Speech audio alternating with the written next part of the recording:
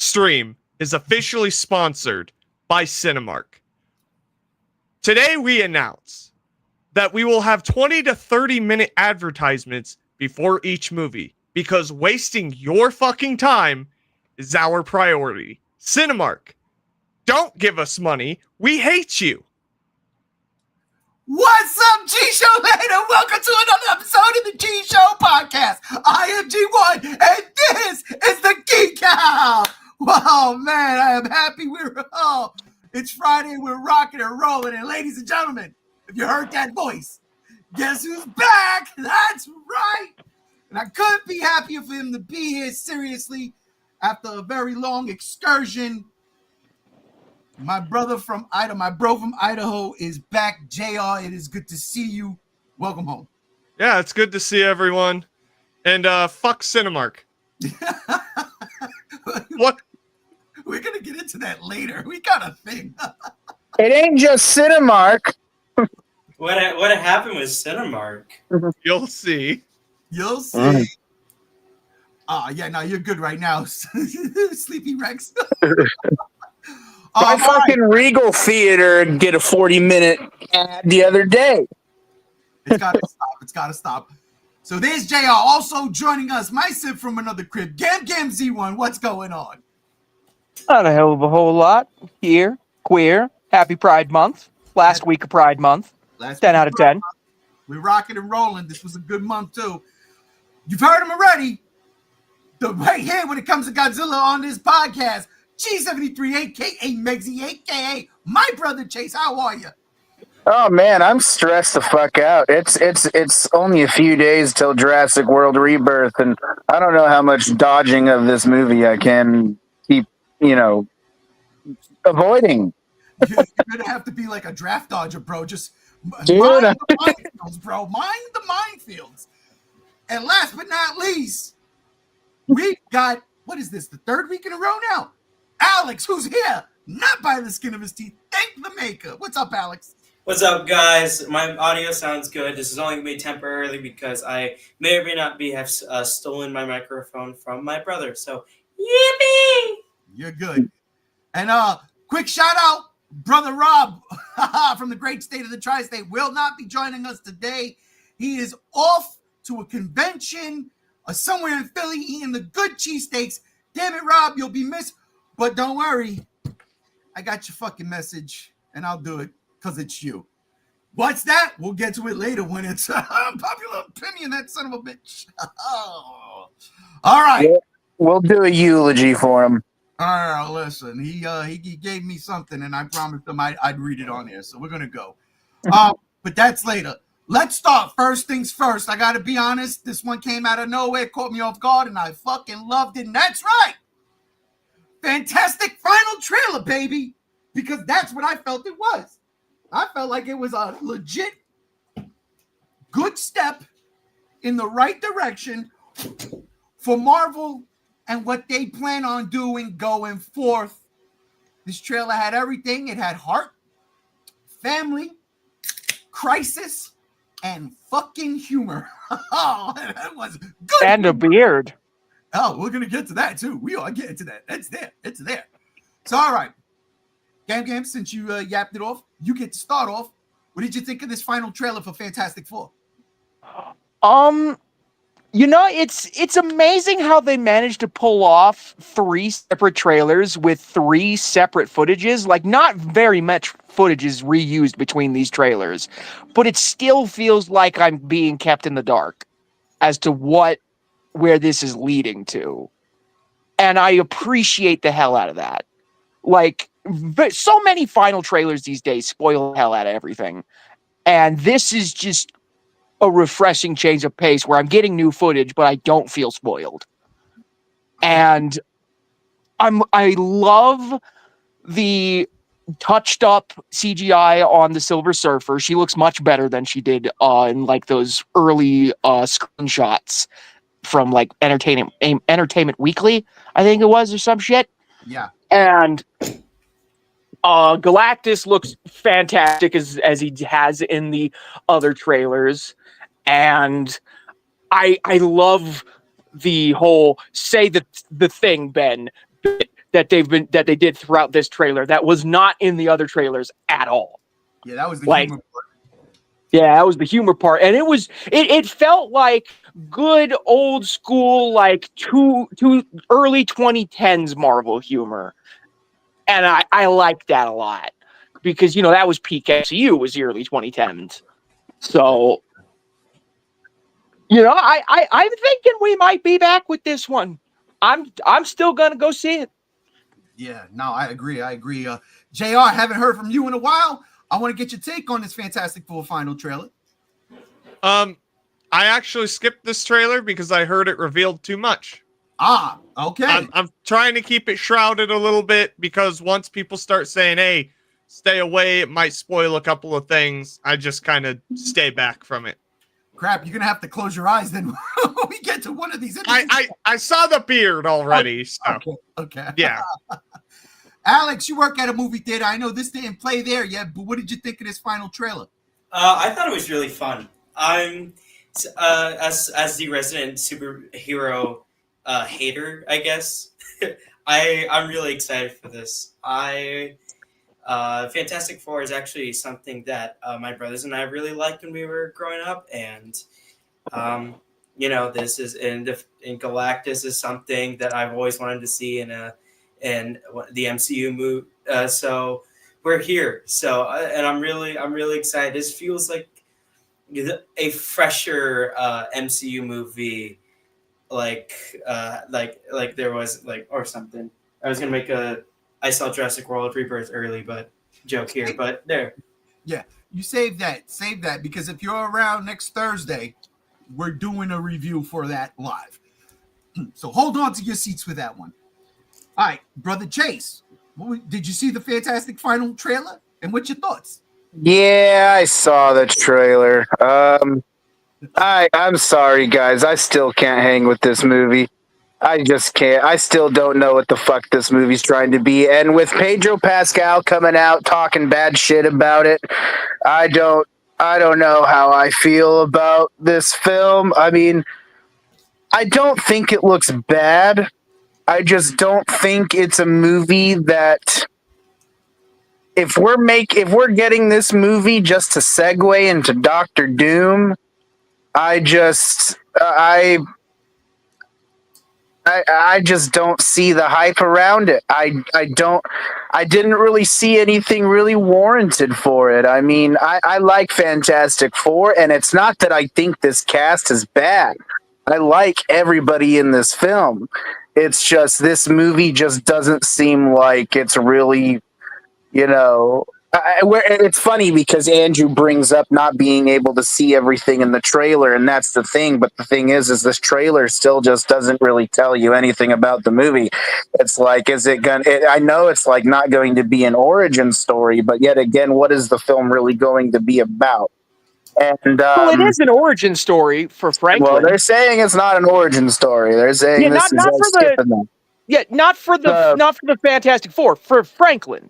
Reading not everybody knows who that is, though. But yeah, the thing for me is I just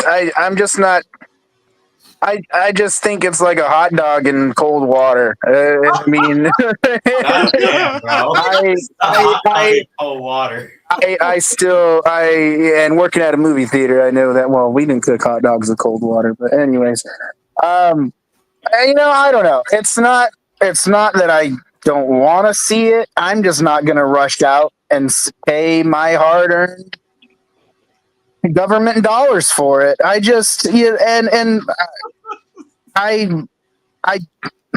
get that funny joke at the end of Ben saying the thing is supposed to be really funny, but I just didn't think it was funny. I thought it was just kind of cringe, and I get it's trying to make fun of itself for that moment, but that's like the only thing in the movie that's warranted for like no, it's setting up Ben actually saying the line and it being epic. No, and cool. Andrew, I understand that. I'm just speaking my piece. I'm just saying, I to move on from it. I think this movie's gonna. If this movie wasn't trying to force its way into the butthole of a movie that I feel is going to be a financial disaster when it comes out, Oh, I maybe we would have something, but I don't know. I feel like this movie is just kind of going to be pushed aside, and I don't know. I mean, I don't want it to be. It's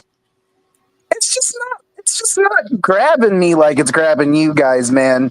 And I love those early Fantastic Four movies, but there's just something about this movie. I've seen a giant shoe and, you know, listen. Judy Gardner all silver up, and, you know, that's all fine. But other than that, I mean, other than Pedro Pascal, I think what it is Pedro Pascal talking about how you know, he's not having a good experience with it because I guess people really do not like him as Reed Richards, and it's kind of when you are actors in a movie and you are unenthusiastic about your roles and your movie, that kind of does not sit well with me, and that's what I'm getting from the actors. Is I don't like, think that's the case. I think his beef is the backlash for him portraying Reed Richards. He's kind of overwhelmed by that. yeah, he's getting a bunch of hate comments, and Yeah, you know, I hate would- comments, why- no matter why what we- status of celebrity you are, that gets to you over time, man. Why? well, I mean, I get Pascal? that. I'm aware of how that could work. It's just, to me, when you are an actor and you're letting that affect you and you're talking about your role, and even though it's understandable why you are a certain way about that role, but it's not really affecting you emotionally as someone who's on the outside looking in, it's enthusiasm goes a long way, and I'm not seeing any enthusiasm here. So, but you know, I hope it's good. I'm just not gonna rush out to go see it. Yeah, I'm just yeah. So here's It's funny. Chase, real quick. Chase came out firing already. What the hell does he got up his sleeve for an unpopular opinion? I'm nervous. I'm nervous. So here's my question. The line that you guys are saying they're teasing, is it the line that the Thing was saying in the Roger Corman film and then walked away? So Every time he would say the line, he never punched anyone? is that what happened? In the Roger Corman Fantastic Four, yeah. He would say the line and just fucking walk away. It's the Oh, stupidest shit ever. Well, my quick take on it is I thought it was hysterical. Honestly, once this trailer dropped and I put it on, I was like cackling at work. I was like, yo, this is actually funny because I did like the whole, hey, say the thing. And he's like, no, I'm not gonna say that. That's something from the cartoon. And I love that this universe is, you know, that they are celebrities. They are the only superheroes in the world. They're celebrities. They've got a cartoon. They've got toys. All that stuff. I've always liked that meta verse of any movie that can pull that off. Right. I've always dug that. So I like that. And I love when it happens to Spider-Man, he never sees a dime of it. You know what I'm saying? The weird thing is, like, who are the actors who play, like, in universe, who plays the guys in the cartoon? Just imagine that. Yeah, that's funny. Well, if it's set in the 60s, it's probably the original voice actors of the original 60s cartoon of the Fantastic Four. Which would be hysterical. Or maybe they do their own voice things. Who knows? But one of the things that caught my eye, here's the thing, is absolutely this. He got a beard, He bro! looks so bad. Why does Ben Grimm have a rock beard? He looks like, I don't know if you guys ever saw The Return to Oz. But Yes, he does. right? That's what he looks like. The thing that the hen lays the egg in its mouth and he dies. Oh my God. That's what this reminded me of. I was like, what the fuck? But you know what's hysterical? The entire trailer. Well, not the entire. The three funniest moments of the trailer is them trying to get the thing to say the thing. The middle part where Johnny's like, hey, Ben, what time is it? He goes, it's dinner time. Get in there. I thought it was funny, right? You're not getting me. But no, like Gam stated, the CG looked fantastic on the Silver Surfer. And Chase, I didn't even know that was that girl until I saw this trailer. And I was like, wait a minute, because now she looks like her, right? Just Silva. And I'm like, I love this actress. That's the lady from the Wolfman, right? Yeah. Yeah. She's gonna be in Weapons coming up. This girl's on a hot streak right now. She's on a hot streak. I really like. But that's not necessarily a good thing because her past movies haven't done well at the box office. So she's going to be part of that curse. That's true, but she's not the star here. So you know what I'm saying? The star is it's clobbering time. Yeah, Hollywood works in mysterious ways. If one actor is a poopy, it might affect the whole pond. Yeah, maybe, but you know what? The Last of Us might get people out to go see this movie only because of What's that? Pedro and not only that, but fucking the Mandalorian. We're gonna talk about that in a little bit. I don't understand the hatred towards Pedro Pascal. I think it's because it's oversaturated at this point because he's literally in so much. It's not that he's a bad actor, right? It's the same thing like what they were doing with The Rock. They put him in literally fucking everything. Perfect. So everyone started to hate The Rock. Perfect. So now it's the same thing with Pedro Pascal, where it's like, oh, we have someone in the Multiverse of Madness who is dying for this Reed Richards part. Looks like him, did an excellent job. Let's get Pedro Pascal. Listen, I have no trouble with Pedro Pascal, but just like this weird rock beard with the thing rocking right here, I think the mustache is a little much. Yeah. That's it. That's it. Why the porn stash, bro? I get it's the 60s, but he looks like Clayface. Yes. Look, it's awful. I was gonna say he looks like a stone version of Kratos. But yeah, that's what I was gonna say too. He kind of looks like Adam War over here. He looks like a cat turd. he looks like me if I don't shave. It's crazy. But does this signify that they're gonna be coming back from some kind of time dilation in the future? Did they go somewhere to figure out how to beat Galactus? That's what I loved about this trailer. This one part kind of revealed so much, yet revealed nothing. Yet revealed nothing at the same time. That's what I love about this. Nothing is being really spoiled, but the intrigue is being layered. And I love that. He can grow rock facial hair. That's so weird to me. Beard. He has a Jack Black beard. I mean, I'm pretty sure that's happened in the comics. I'm sure. It's just that, like, that logic part of my brain is just like, he's a rock man who can grow. To be fair, it's rocks. To be fair, you go into a cave 1 year, then you go back to that cave 20 years later, and there might be stalactites. Well, that's true, yeah. Well, to be fair, growing a beard is like the universal fiction way of showing that time has passed. I haven't seen a single motherfucker in Marvel Comics survive a time skip without growing a beard. This includes like Spider-Man and Eddie Brock and all of them, all right? Listen, but does that mean that he shits stones? All I want to know is how does he shave that? He does. He takes a pickaxe and like something that you would carve out stones, and he goes. No. He uses the chainsaw like a man. Dude, JR is asking the good questions here. I mean, shit, I get kidney stones, and I'm afraid for this man. Yeah, fuck. It's gonna be son of a bitch. Now I'm terrified. Dude. Oh my god. Does he bleed? Does he bleed? Pacific Rim. He bleeds sand. Guys, remember Pacific Rim and Pacific Rim reference. Oh my god. Oh, man, it's so good, man. Look, I did like this trailer. I thoroughly enjoyed it. I can't wait for this movie personally. And in some weird way, roundabout form. We're gonna get back to this later on in the podcast. You know, if you change his suit here to red and black, he'd look like an Incredible. Yeah, no, but that's the Incredibles. The Incredibles was based on the Fantastic Four. That was like the whole joke. They literally were. Like, come on now. I did not know that. No, that's interesting. They were based off the Fantastic Four. That was the joke. But I'm excited, extremely excited. I can't wait to see this freaking movie. Yeah, and the thing that I kept laughing at and that caught me off guard is when he kept saying, say the thing. Johnny Storm is saying, say the thing. It reminded me of that scene in Deadpool Wolverine. He's going to say it. Flame on. Oh, bro, I lost my... So I just...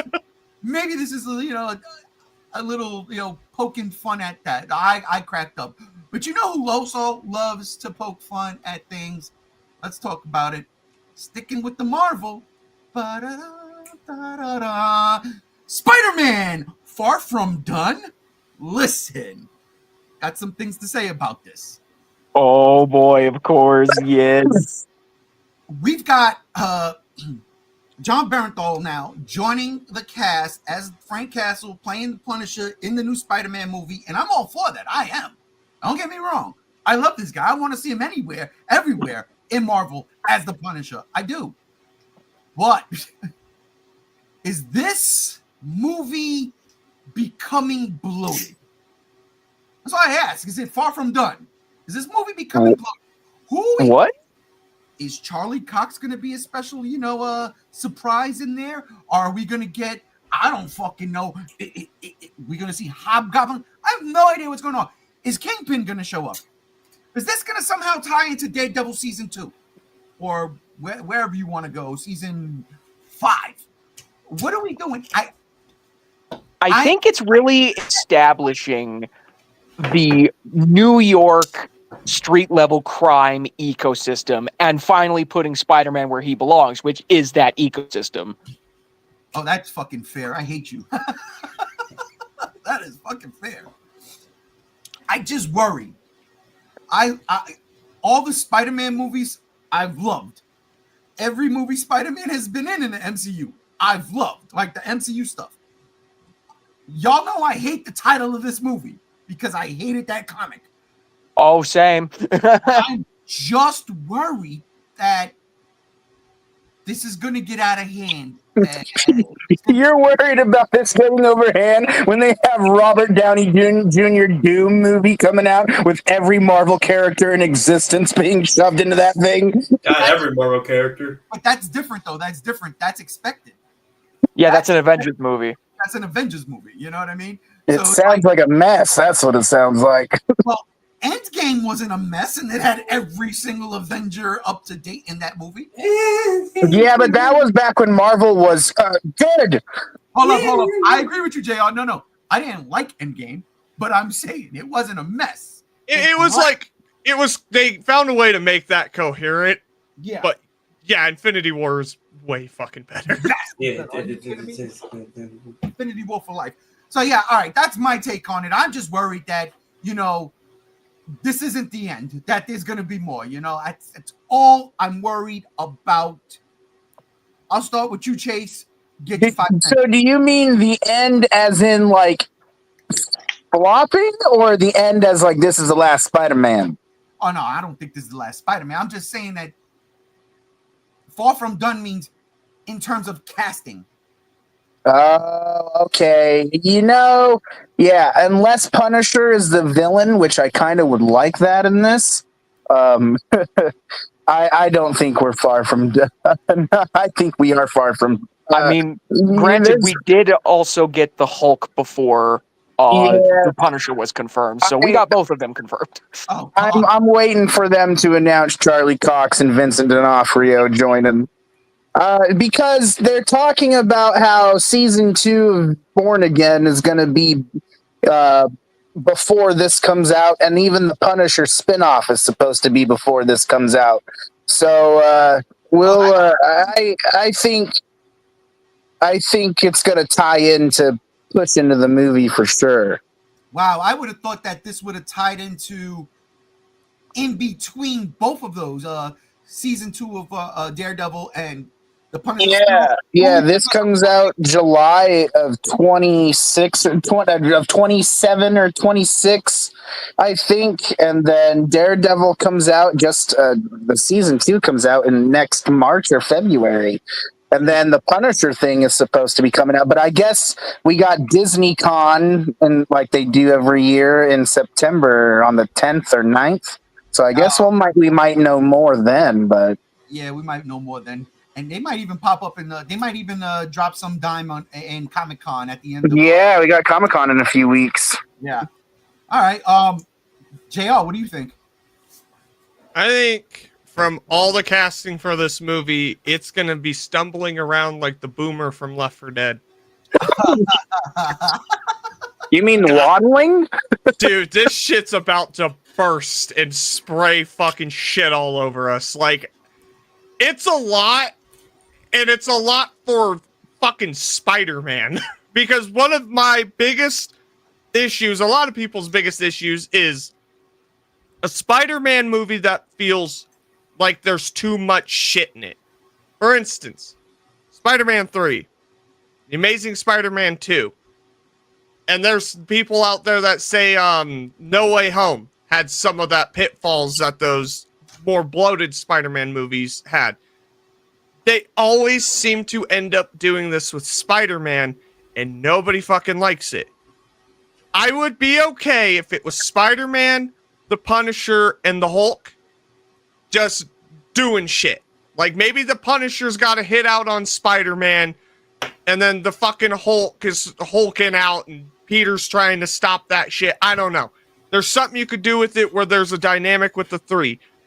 But there's a lot of people slated to be in this movie, and it's getting bloated, and it's got me worried because we've seen this shit before. We've seen it when it gets too big, too much, and then Spider-Man gets fucking canceled for 10 to 15 years. So you're saying Sony's laughing at Marvel right now? Yes, they are doing what Sony's doing. And it's not like, again, it's not like I don't want to see them together, but son of a bitch, it's Spider-Man's not the fucking Avengers. That's an interesting question, though. Who's making? Is this a Sony film, or because Yeah, it's a Marvel Studios produced. Well, it's a Marvel Studios made, Sony produced film. Yeah. So they have to light a lot of stuff Sony does, but this also brings into another question that I was having. Is because you guys read more of the Spider-Man comics and stuff. See, all the Punisher shit's like rated R. It's bloody. It's gory. Yeah. But we're just gonna fucking dial that back because now he's with fucking Spider-Man. It's like, that's a tonal shift. That's like having a PG-13 Deadpool movie. Like, we've already established this shit. Now we're gonna roll it back. That seems kind of lame. Yeah, that's an interesting. That's a great point. I don't like that. Like, I know they can't make Spider-Man R, but that's also like, maybe at the same time, maybe the Punisher isn't doing Punisher shit. Like, it's just Well, if he's weird. directly confronting Peter, they can keep it PG with the fact that the Punisher can't hit Peter, not with his spider sense. That would be fair, and I could get that, but like everything we've seen from the Punisher thus far, and it's just, if they dial it back to that seems kind of also lame. Because it's like, shit, like, it's the Punisher. I want to see some collateral damage. I want to see him fucking shooting people in the head like criminals and shit. Maybe that's what's going on. Fucking the Punisher sniping motherfuckers, then Peter gets in front of him, fucking webs his gun out of his hand, you know? Like I don't know. It seems like it would, to me, it's the same thing as rolling back Deadpool and making it, PG-13. It's like, shit, we've been here for so long, and we're just gonna roll it back. I don't know. That's a damn good question, in all honesty, especially because Daredevil, Born Again, that wasn't like the Netflix shows in terms of, the Netflix shows were violent, brutal. It was legit. It was dope, right? But what Netflix did was they kept the cursing to a minimum. There was no F-bombs being dropped in Netflix, but Disney all of a sudden was like, yeah, go fuck yourself. And I was saying, me and the wife was sitting there like, yo, how many times did they say? They said fuck on that show more times than we say fuck today. Or on the G-Show podcast, period. It was crazy. And I'm like, it's a comic book show. It's Daredevil, what the fuck? There, and I just said more fucks with JR's fucks in the last segment, in the last statement, than, the last episode of Daredevil. But I agree with you. Like, unless Frank Castle knows, if he's going after Spider-Man, that Spider-Man's a kid, a teenager, a young man. Yeah, I don't know. That's part of the plot, is nobody knows who Spider-Man is anymore. Exactly, that's true. That's true. Look, I'll start with you, Alex. I'll get to you, Alex, next, and then Gam, I'm gonna save you for last. What do you think? Is it bloated or what? My honest opinion, I don't give a shit.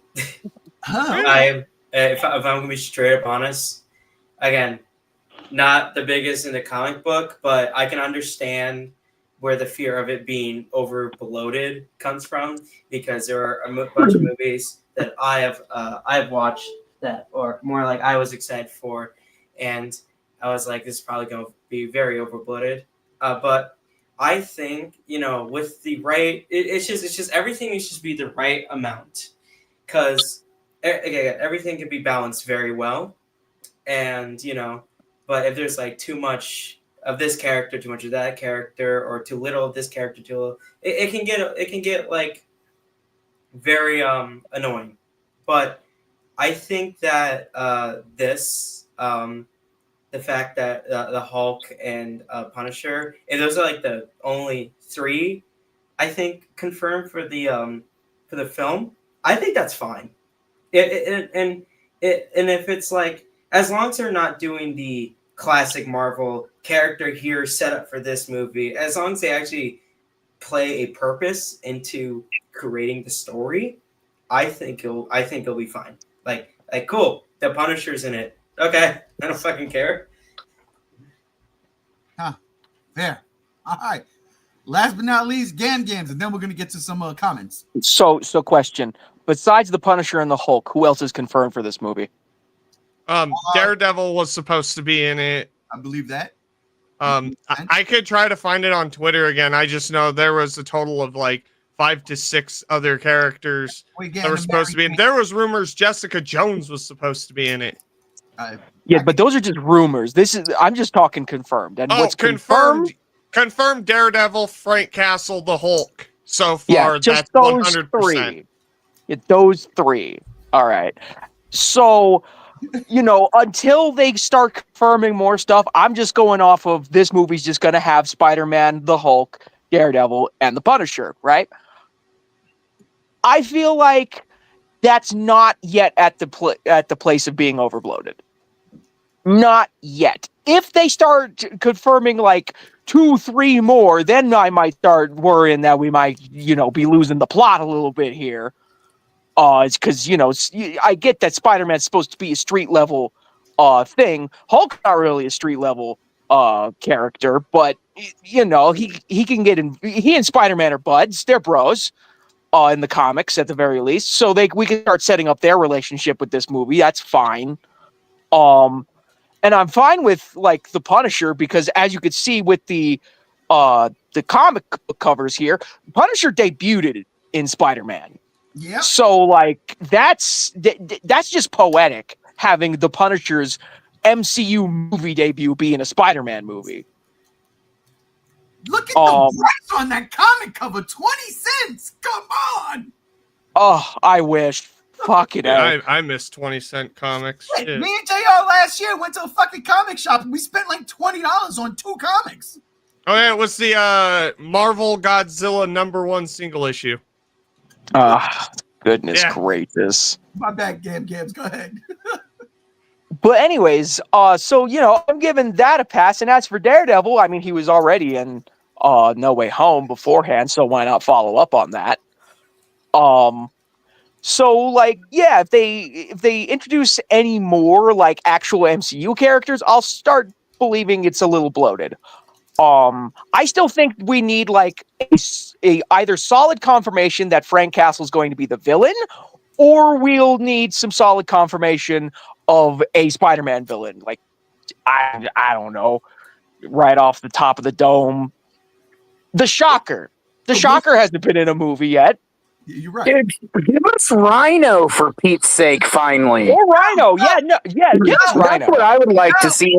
No. What's wrong with the Rhino, bro? It's tried too many times. That was the worst part of Kraven, the Rhino. The absolute worst. Well, I didn't see Kraven, so that movie didn't exist. Yeah, I didn't see Kraven either. My bad. All I gotta do is add Ghost Rider to this, and then you have 3 of my favorite Marvel characters, or my top 3 Marvel characters in this movie. So I wouldn't be mad at Ghost Rider. I wouldn't be mad at Ghost Rider either. He's on the same level as like, in terms of like the hierarchy of which of these is like the most Avenger.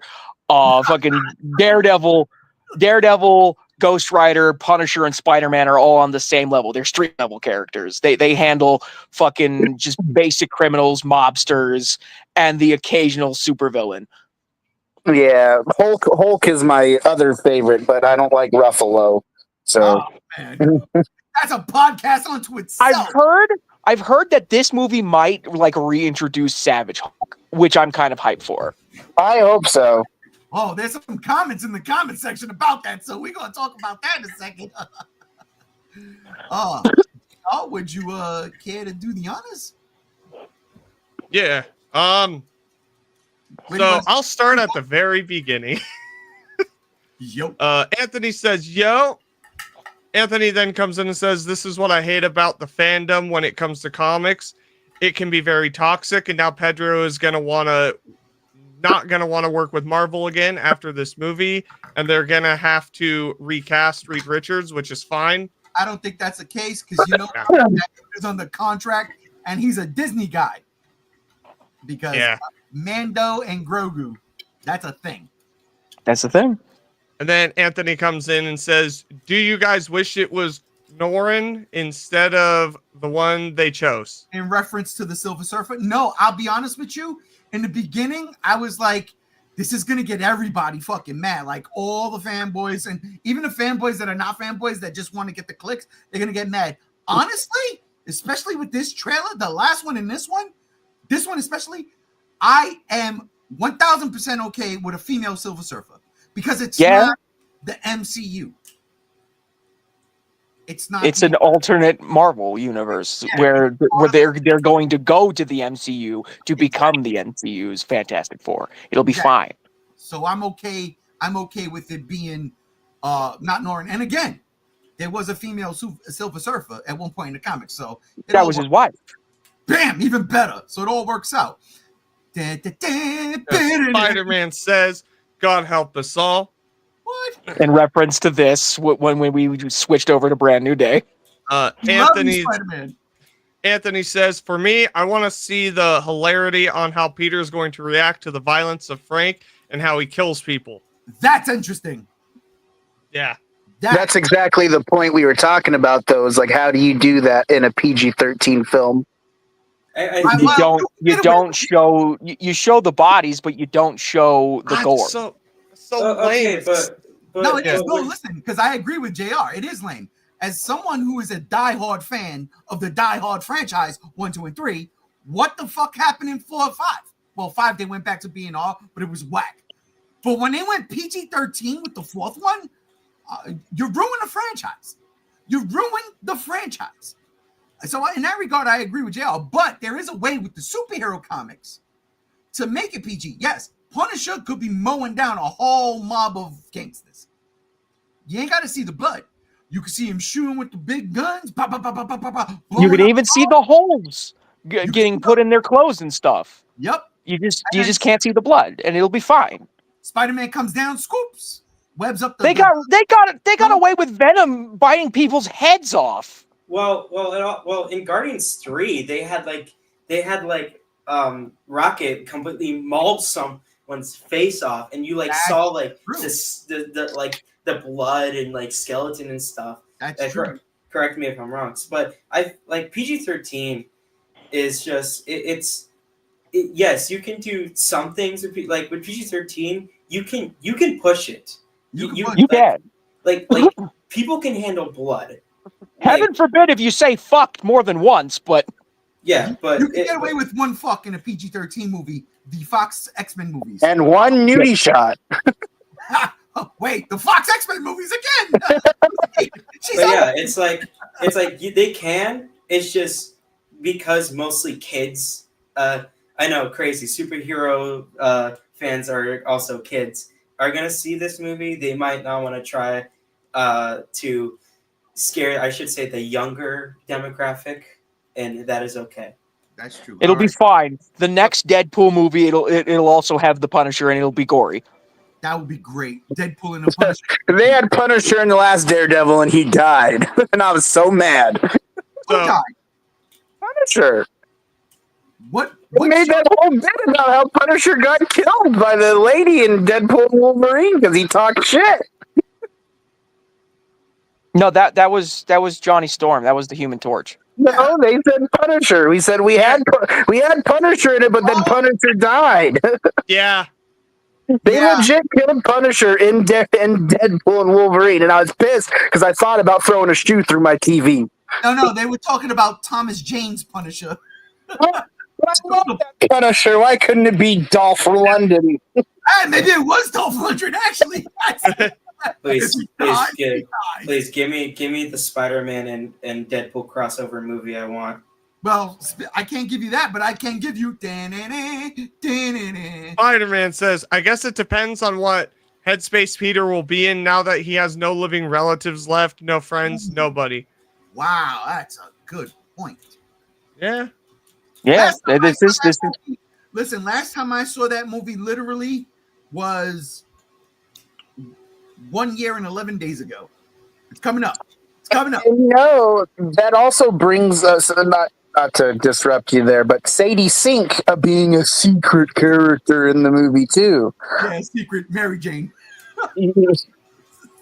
But they already have a Mary Jane. Zendaya and the dude, the Ned is going to be Mary in it. Jane's. That's Michelle Jones. That's Michelle Jones. It's still MJ. MJ is MJ. Yeah, it's still MJ. Listen, MJ is Michael Jordan. Michael Jackson. Michael Jackson? You know what I'm saying? It's MJ. So Anthony says, gee, honestly, I believe this is the last Spider-Man movie for Tom Holland, and they were going to recast him after the multiverse saga end, and there's going to be a new Spider-Man when the X-Men debut. I don't think so. You don't think so? I mean, I could see it, but I think Tom Holland still has the beauty of youth. The kid doesn't age. Well, he has nothing the fuck else going on. Yeah, he's going to be in the Odyssey movie. There ain't going to be a sequel to Uncharted. Yeah, that ain't happening. Which is all right. So here's a quick question. Well, I mean, a sequel to Uncharted that already was being talked about being in production a while ago. How? Yeah, maybe. Yeah, that was already being talked about. Like 2 years ago, they talked about that being in production. So 2 years ago, we haven't heard anything. Yeah, Sony, I think, knows what they're doing. Yeah, well, yeah. Out it anymore. But the thing is if these movies take about 4 years to make, or 3 years to make, or whatever, who knows? Who knows? There's gonna come a point in this podcast where I speak about a certain thing where I mean Disney does it all the time. Marvel be like, this is what we're doing. This is the next 5, 6, 7 years, and they announce everything. Sony was doing it too. So, but yeah, and also Comic-Con's right around the corner, and we're saying all this, and then watch in 3 weeks we're gonna be like, oh. Fuck, you ain't lying. You ain't lying. All right, you ready for the next one, JR? Yeah. What the hell? Oh, wait.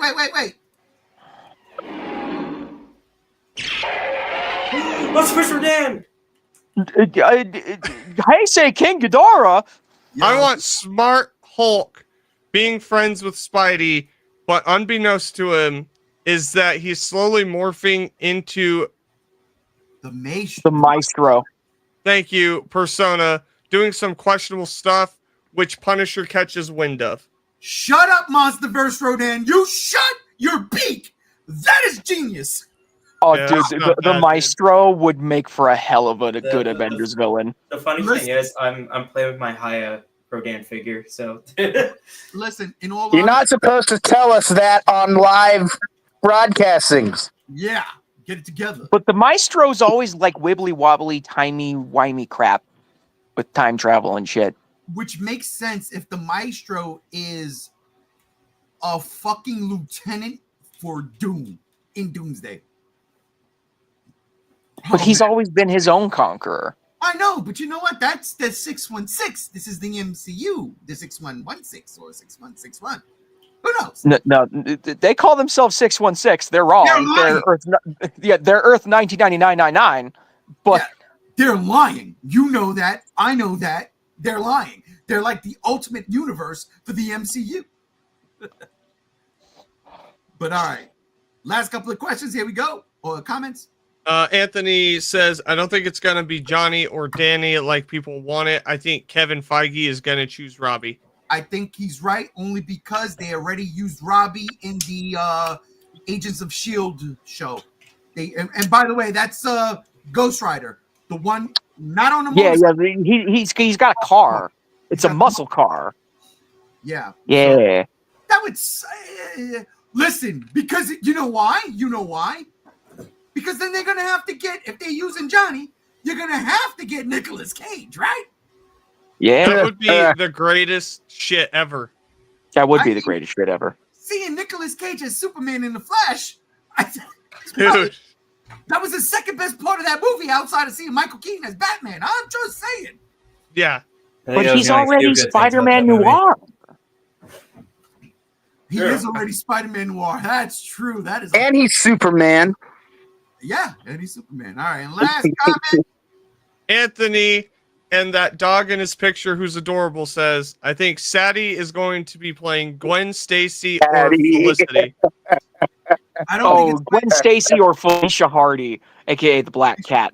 I don't think it's either one of them. Unless that's a red herring. I get it because you read it. No, I mean, she's Mary Jane. part of the whole appeal of Peter's Peter's whole story is his fucking love life and bouncing between girlfriends. Games, you know what though? Honestly, this comment kind of makes sense in a weird sort of way because again, Zendaya played an MJ, right? But she wasn't MJ. So when we get Sadie Sink in here, you would think redhead, young, about the same age as Tom Holland, she could totally be Mary Jane. And if they make a Gwen Stacy or fucking Felicia Hardy, that would be. Yeah, I don't think they're going to add a surprise MJ or new version of MJ into this film. I think what's going to happen is at the end of Brand New Day, it's going to be a brand new day where Ned and MJ start to figuring out what has happened, and then they're like, oh, hey, we remember you, Peter. Let's go back to being the way it was. I think that's how the happy ending's going to happen, but then with all that, then it's the chaos of Punisher and Hulk and Kingpin and all that, whoever you want. Spider-Man getting a happy ending? No, hold on, time out. Yeah. I know that's funny, but good God Almighty, I am so down in that camp, brother Chase. I want that because I want Spider-Man to have a fucking happy ending for crying out loud.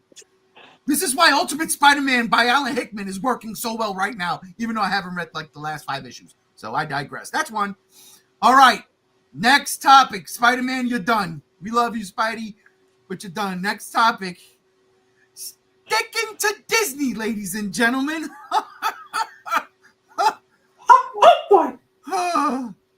Oh my God, it's Robert Rodriguez. Hey, it's that guy that doesn't do anything with Star Wars anymore.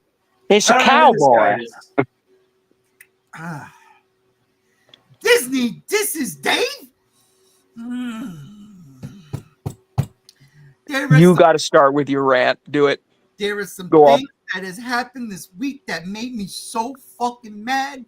And I sit here and I say to myself, as an old timer, all right, as the cup, if you get the Transformer reference of this group, okay, I remember the Battle of Endor. You understand what I'm saying? And this man right here, he remembers the Battle of Endor. You know what I'm saying? And if he had to say in that last Star Wars movie about how we should approaching the Death Star on Endor, we might have had a different fucking outcome. But you know what? Disney digresses. They don't listen to what I gotta say because here's the deal. The Force is not with us.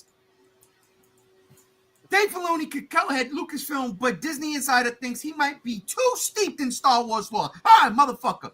The Hollywood Reporter claims the knock against Dave Filoni is that he might be too steep in Star Wars lore and risks steering a show into dense mythology that loses a broader audience. He's not the Andor guy. He's not the Ahsoka guy, says one Disney Insider. Well, stupid you. He actually is the Ahsoka guy. You fucking moron! No, he said he's not the Andor guy. He's the Ahsoka guy. All right, so I was so caught up in my feelings. You're absolutely right, but that's the problem. That's the problem. Because you know what? You know what? The people loved Ahsoka, and I'm not even talking live action. But this man took a fucking brat that nobody liked in the beginning, and by the end of the Clone Wars, people were like, "Oh shit, Ahsoka!" When she pops up in Rebels, everybody's crying their fucking eyeballs out, like a Star Wars theory do when you see Luke Skywalker come back in season 2 of The Mandalorian. That's Dave Filoni. Don't get me too steeped in fucking lore that it'll lose a broader audience. Let me break this down for you in Pride Month. This is going to be a very unpopular opinion right here. When they say loses a broader audience, they mean loses the broads. That's what they mean. That's what they mean. And I don't want to be that guy, but I'm going to be that fucking guy. Are you fucking kidding me? Because women love Star Wars. Ladies love Star Wars. And it's not because of what has come out over the past fucking 10 years. No! Women, ladies, girls, they love Star Wars since Princess Leia. They love Star Wars since fucking Queen Amidala. And yes, they love Star Wars because of Rey. They do. But don't give me the bullshit that the fucking guy that George Lucas handpicked to run the kingdom is too steeped in fucking Star Wars lore and risk losing a broader audience. Let me tell you something. As somebody who has been a Star Wars fan, tried and true, for his entire fucking life, and was so excited for Disney to take it over, because I thought, well, they got the budget, they got the Marvel, we're in, we're fucking in. And to see what it has become, it's not good. I fucking hate Andor. I hate it with a passion. I don't give a fuck about the beginning of the Rebel Alliance. I don't care about seeing that come to fruition. You know what I want? Space wizards with fucking laser swords. That's what I want. That's what I want. You know what I want? I want, okay, Luke Skywalker post Return of the Jedi. And before the fucking Mandalorian. Or even though it's like maybe 3 years apart. But most definitely before Kylo Ren is born. What happens at the end of Endor, at the end of the Battle of Endor, the next day? Give me that. Y'all don't understand. The problem is, Generation X is still here. We grew up on these movies. The greatest Star Wars movie for me of all time is Return of the Jedi. The best one is Empire Strikes Back. But my favorite one is Return of the Jedi. What happens to Luke afterwards? What happens? Han and Leia could go and lay down and have kids. I don't give a fuck. But what happens to Luke? He's the last one. He's the only Jedi left. It's over. We're ready to rock. We're ready to roll. Why ain't we getting that? You know who would bring that to us? And it doesn't have to be in the movies. It absolutely should be animated, unless you want to do the movies. I mean, the Winter Soldier is the perfect Luke Skywalker right now. But you give it to Dave Filoni. He's not going to go back to the fucking Old Republic or the whatever and do Knights of the Old Republic.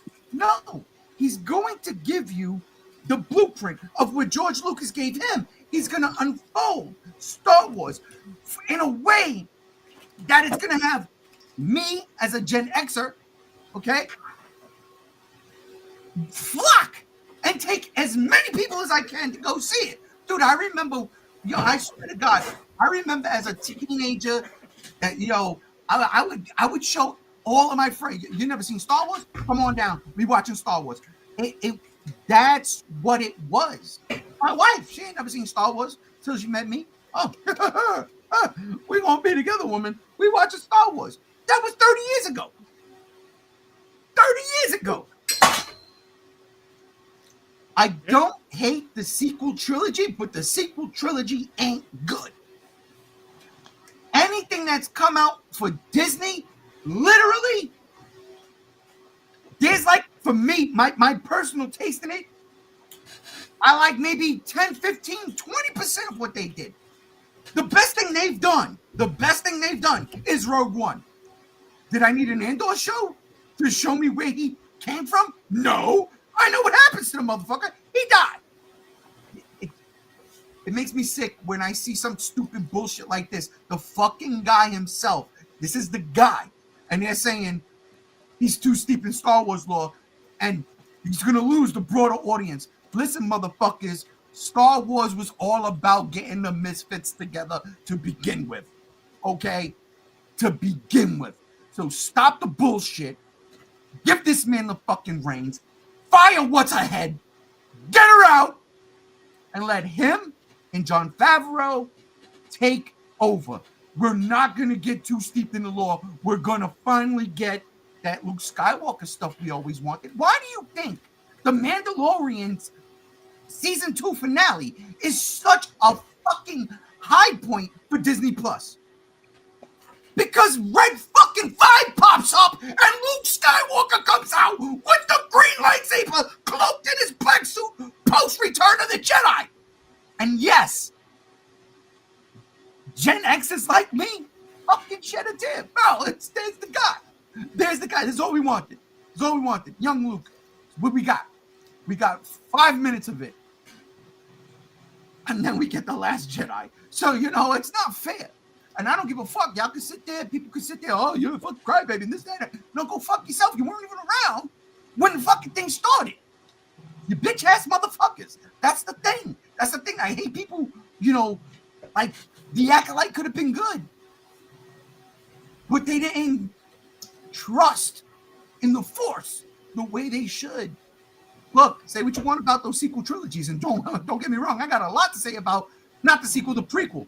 I got a lot to say about the prequel trilogies. But George Lucas was relentless with his vision. He said, no, this is what we're doing. I don't give a fuck. And he did it. And Revenge of the Sith, it's fucking great. Best lightsaber scene in all of Star Wars, period. One of the greatest soundtracks in all of Star Wars, period. George Lucas said, we're going to do this. We're going to do it my way. And Dave Filoni is now the gatekeeper. He's got the keys to the castle. He's the key master, right? But no. Some fucking, Disney insider thinks he might be too steep in Star Wars lore. Well, fuck yourself, you fucking punk-ass bitch. Because that's what you are. You're a punk-ass bitch. And that's not even my unpopular opinion. I digress. JR, that's two. At the same time, my wife starts calling me. She's like, quit screaming. We can hear you from downstairs. I'm sorry. This shit got me passionate. You have no idea how fucking passionate. Well, here's inherently the problem with that statement isn't this what you want? Is someone who can lore build this universe? Because the sequel trilogy, that people didn't like that shit. So much so that we don't know if there's going to be a new trilogy. So you're doing all these TV shows and stuff, and for the most part, they're fine. But Star Wars lost me, right? I've talked about it a million times. I'm balls deep into Star Trek lately. Like, I've been watching the next gen movies, and I'm not liking them, but I'm still fucking doing it. So, I left to broader horizons because, Star Wars just kind of sucks. It placated to an audience that's very a small base, placated to them, and left the broad audience in the dust. And what we need is a guy like Dave Filoni who can bring us back, lore build, world build, so people can enjoy Star Wars again. Star Wars was never this fucking corporate. It was fucking George Lucas. And Dave Filoni is brilliant when it comes to Star Wars. You're dissing a man who could save your shit, and you're just going to let the ship continue to sink. Fine. All I'm hearing is don't come back to Star Wars yet. Thanks, Disney. Yep. That was good. Thank you, JR. Thank you. Alex, you got anything to say about this? I think there should be someone like Dave Filoni on Star Wars, or anyone running a franchise or something, because there needs to be someone who really understands the, everything that goes on, that has been going on in any sort of like franchise, like again, like Star Wars, because there has been things that, again, I grew up with the sequel trilogy, so my love for them is mostly nostalgic. I can understand the flaws that they have, but I think that someone like people like the executives, like the whole joke of big CEO person, ha ha ha ha, they say something obvious that is completely obviously wrong to what we like, what we know, or like that goes against the franchise's wishes or the creator's wishes. It's kind of true in this situation, and dissing someone who really understands Star Wars and saying that they're too deep into it is blasphemy, because you could get someone who doesn't know Star Wars, like a Disney executive who just sees money, and they do dumb things with it, i.e. Rise of Skywalker. But it's just, I think that having someone, again, like Dave Filoni on board should be there, should be just guiding and making sure everything stays in one place, or a continuity doesn't go down the drain or something like that, because or just like, even it's just the little things as well. But yeah, that's just that. Again, I'm a casual Star Wars fan, but I think that it's really bullshit, actually. it drives me crazy as I reread this statement here. And thank you for correcting me, Gam Gam. He's not the Andor guy. He's the Ahsoka guy. Yeah, the Ahsoka guy that brought everybody back to Star Wars. The Ahsoka guy. Ahsoka was there before Andor. Okay, the Ahsoka guy who, before Disney bought them, was doing the damn thing on Cartoon Network. That Ahsoka guy. Come on now, because if it wasn't for that Ahsoka guy, then Star Wars wouldn't be that powerhouse it was at the time Disney said, let's get it. Because without the Clone Wars, without Rebels, even though Rebels showed up on the Disney Channel, but it wasn't Disney yet. It wasn't bought by Disney. Without this man, Disney wouldn't have bought Star Wars. I don't think so. Star Wars might have been in Sony's back pocket, Chase, but what do you think? I think this is a comment from someone who's very insecure about their own knowledge of Star Wars. Ooh, I like that. I think that they are afraid of getting something that they think they like and then not being able to understand it. And I think that's the problem. I think it just shows how far up their asses Disney is, The problem is with Star Wars that I've been seeing is because they don't understand the lore and they don't follow the lore, and they're just trying to make things for one, diversity, and just to kind of have like shock value and cash grabbing situations that don't really follow the world in itself. And I think that for someone to say that, hey, it would be a bad idea for the man who basically he made Clone Wars, correct? Yeah. So the man that created one of the most insanely popular and famous Star Wars pieces in the world. And longest running. Yeah. To be afraid of him handling the universe further, I think that's just telling of your own insecurity. I think like you're afraid of that. You're just not. Look, Star Wars is a big thing, and I get it. There's a lot of lore that can be overwhelming, but that's kind of what we need Dave Filoni and maybe Sam Witwer to help reel in the Star Wars world here, is to kind of iron out some things like that, because it's like the whole universe of Star Wars is so like in multiple Easter baskets here. And it's just, to me, I think it's just shows the problem with Star Wars and Disney in itself. I think giving Dave Filoni and whoever he has on to help the reins is exactly what Star Wars needs. And I think Disney's just afraid of that, because I think they I think they really want to push a certain agenda because I think it capitalizes on their cow dollars, and Dave Filoni's not going to push over to that. And I think that's what they're more afraid of than anything. But other than that, I think it's mostly the writers' insecurity. Whoever's making that statement, they're just afraid of not being able to follow something.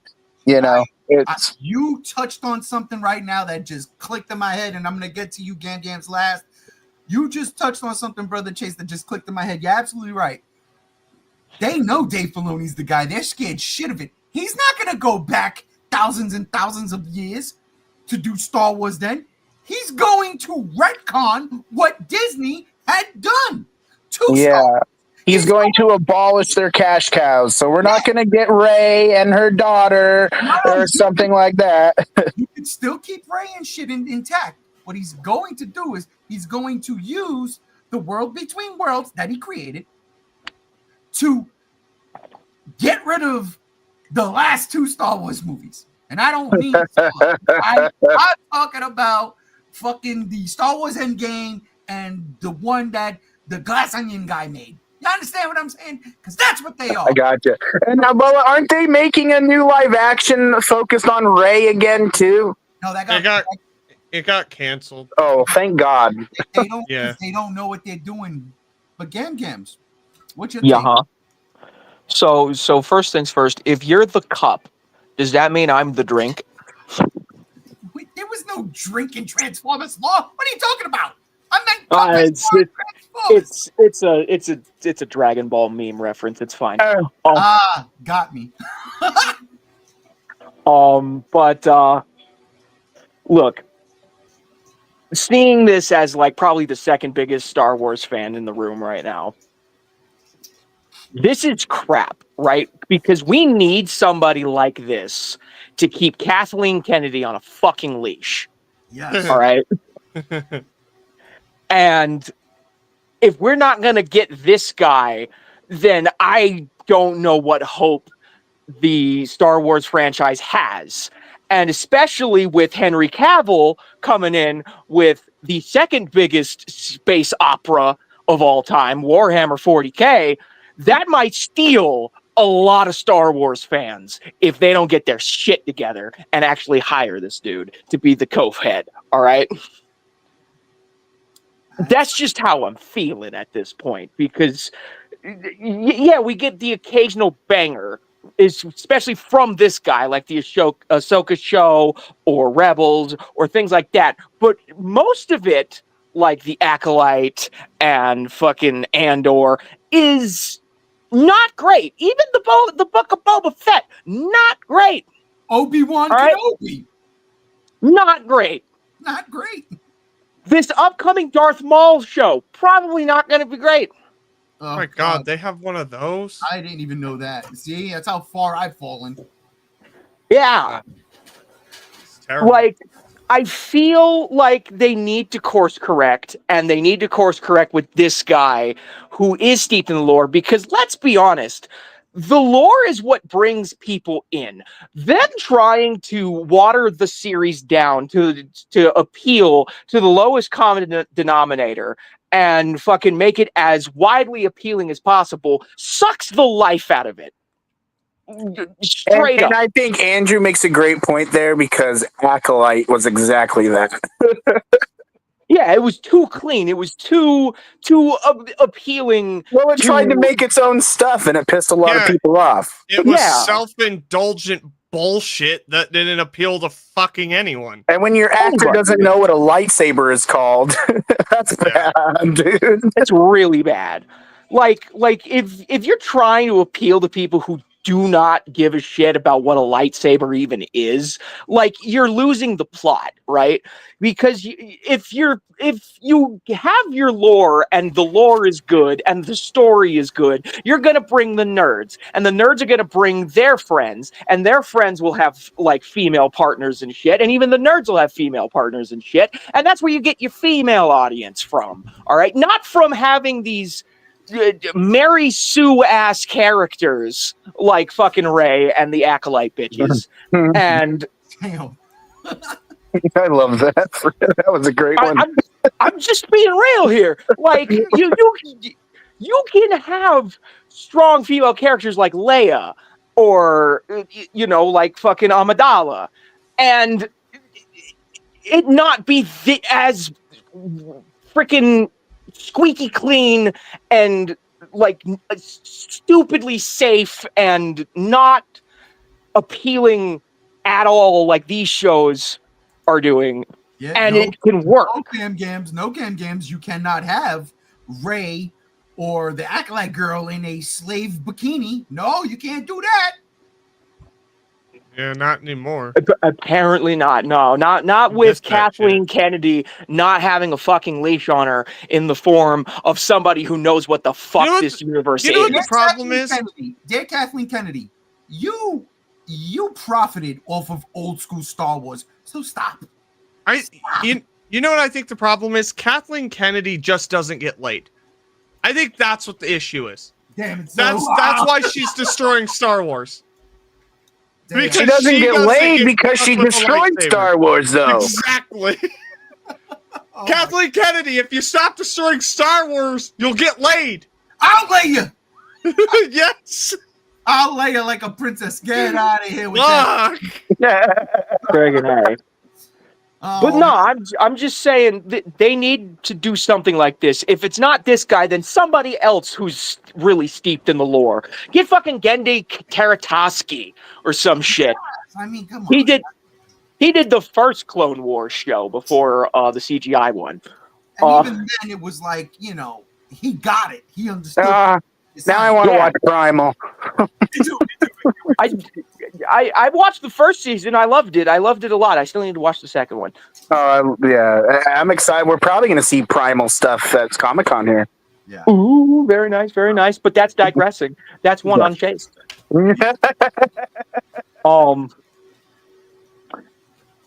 But yeah, that's my feelings. I feel like this guy or somebody who's steeped in the lore definitely needs to be a co-head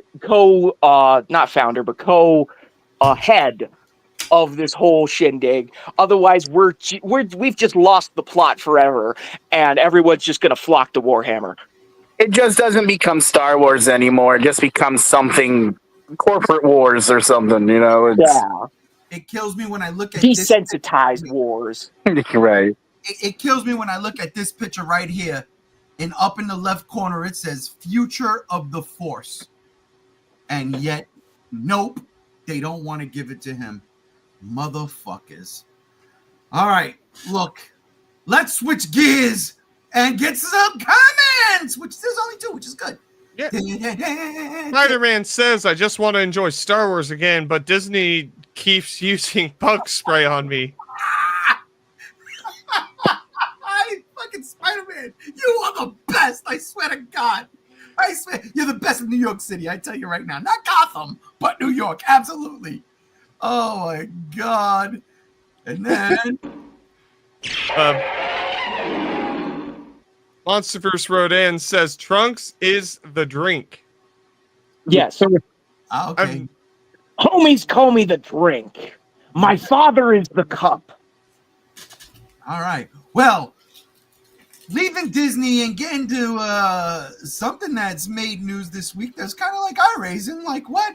But Toho's got it all figured out, right? Ta-da! It's Godzilla's Drafthouse, bitches! Oh, I'm so excited for this.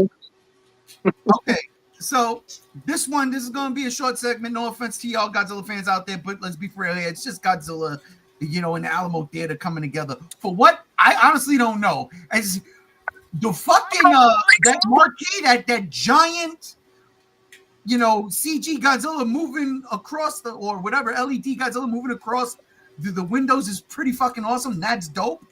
And Ray, that animation of that Godzilla is done by the guy that did Shelter 54. He got hired to do that. What? That's fucking dope, dude. That's actually really cool. Jesus Christ! Hey, I'm gonna get an entire fucking podcast to that guy. So does that mean Shelter 54 is canon? Lost I don't know, Utopia but Films. I read up on all about this. Nice. Lost Utopia Films. Shout out to them. They are doing the best Godzilla work outside of Toho. Good God, I love them. Wow, that's dope news, Chase. I had no idea. That's dope. Yeah. Right on. All right. I think that's the first instance of a Western animator being hired by Toho as well, because there's the Gemstone shorts, but they're Japanese.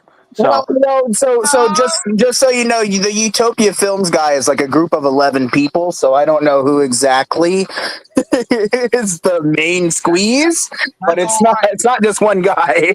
That's all right. The group itself, like that channel, I'm in love with. So I mean, like, I never subscribed to a Patreon thing or anything like that, but I would for them because they have entertained the fuck out of me with Godzilla. So Chase, I'll ask you, what do you think this means? Like, what are we getting out of this? What it is, it's Toho. Toho's going to be putting out Godzilla movies now. They already have started. You can go to Santa Clarita. I believe that's Santa in Clara. California. Santa Clara. They already have some Godzilla movies showing, but what it is, it's just going to be kind of like a way to introduce Godzilla into the public kind of more organically. Instead of it being like an event every few weeks, there's going to be like, I don't know exactly how it's going to go, but basically they're just showing Godzilla movies from like the past for people to watch if they're interested. And there's going to be Godzilla merch they're doing theater merchandise themed stuff for this event. And the main thing they announced the other day was, or not the main thing, but what the other side thing is that there's going to be surprises and exclusives with Godzilla shown during these film events. So I guess that's another big way they're trying to get people into it. But yeah, it's just a way to integrate Godzilla into the public a little bit more again and get people a little bit more aware of Godzilla and stuff, and just kind of put him on the market to where he's just a consistent flowing river of cash. And I'm excited for this, man. I think it's a cool deal. I've already seen some of the stuff they've put out merchandise wise for it, and it looks pretty cool. They're doing a Godzilla popcorn bucket, and like there's like blankets and knickknacks, stuff like that. It's gonna be pretty cool. But yeah, nothing too like complicated, but it's just really Toho pushing the way of trying to push Godzilla out more, and there's going to be more locations throughout the years and stuff, and yeah, pretty much just that. Alex, I have a question for you. Yo, If you were able to pick, would you work where you're working now, or would you work at Godzilla's Drafthouse? damn. He's like, somebody might be listening. Oh God. I'm sorry. I have to go to Godzilla's Drafthouse, dude. it's Godzilla's Drafthouse, bro. I'm sorry, but I gotta get going, dude. Godzilla's Drafthouse. Love you, AMC, but like, Moving to Santa Clara, California. I'll be closer to my girlfriend at least. So, what do you think about this? Is this like, does your theater like do promotional things like this? So y'all like, are you jealous about this? Very much so. Very much so. My theater never does promotional stuff, and even when a Godzilla movie comes out, we don't even do anything. We just treat it like a normal movie. We say this, and then when other movies come out, we like decorate the theater. I'm like, oh, screw you guys. But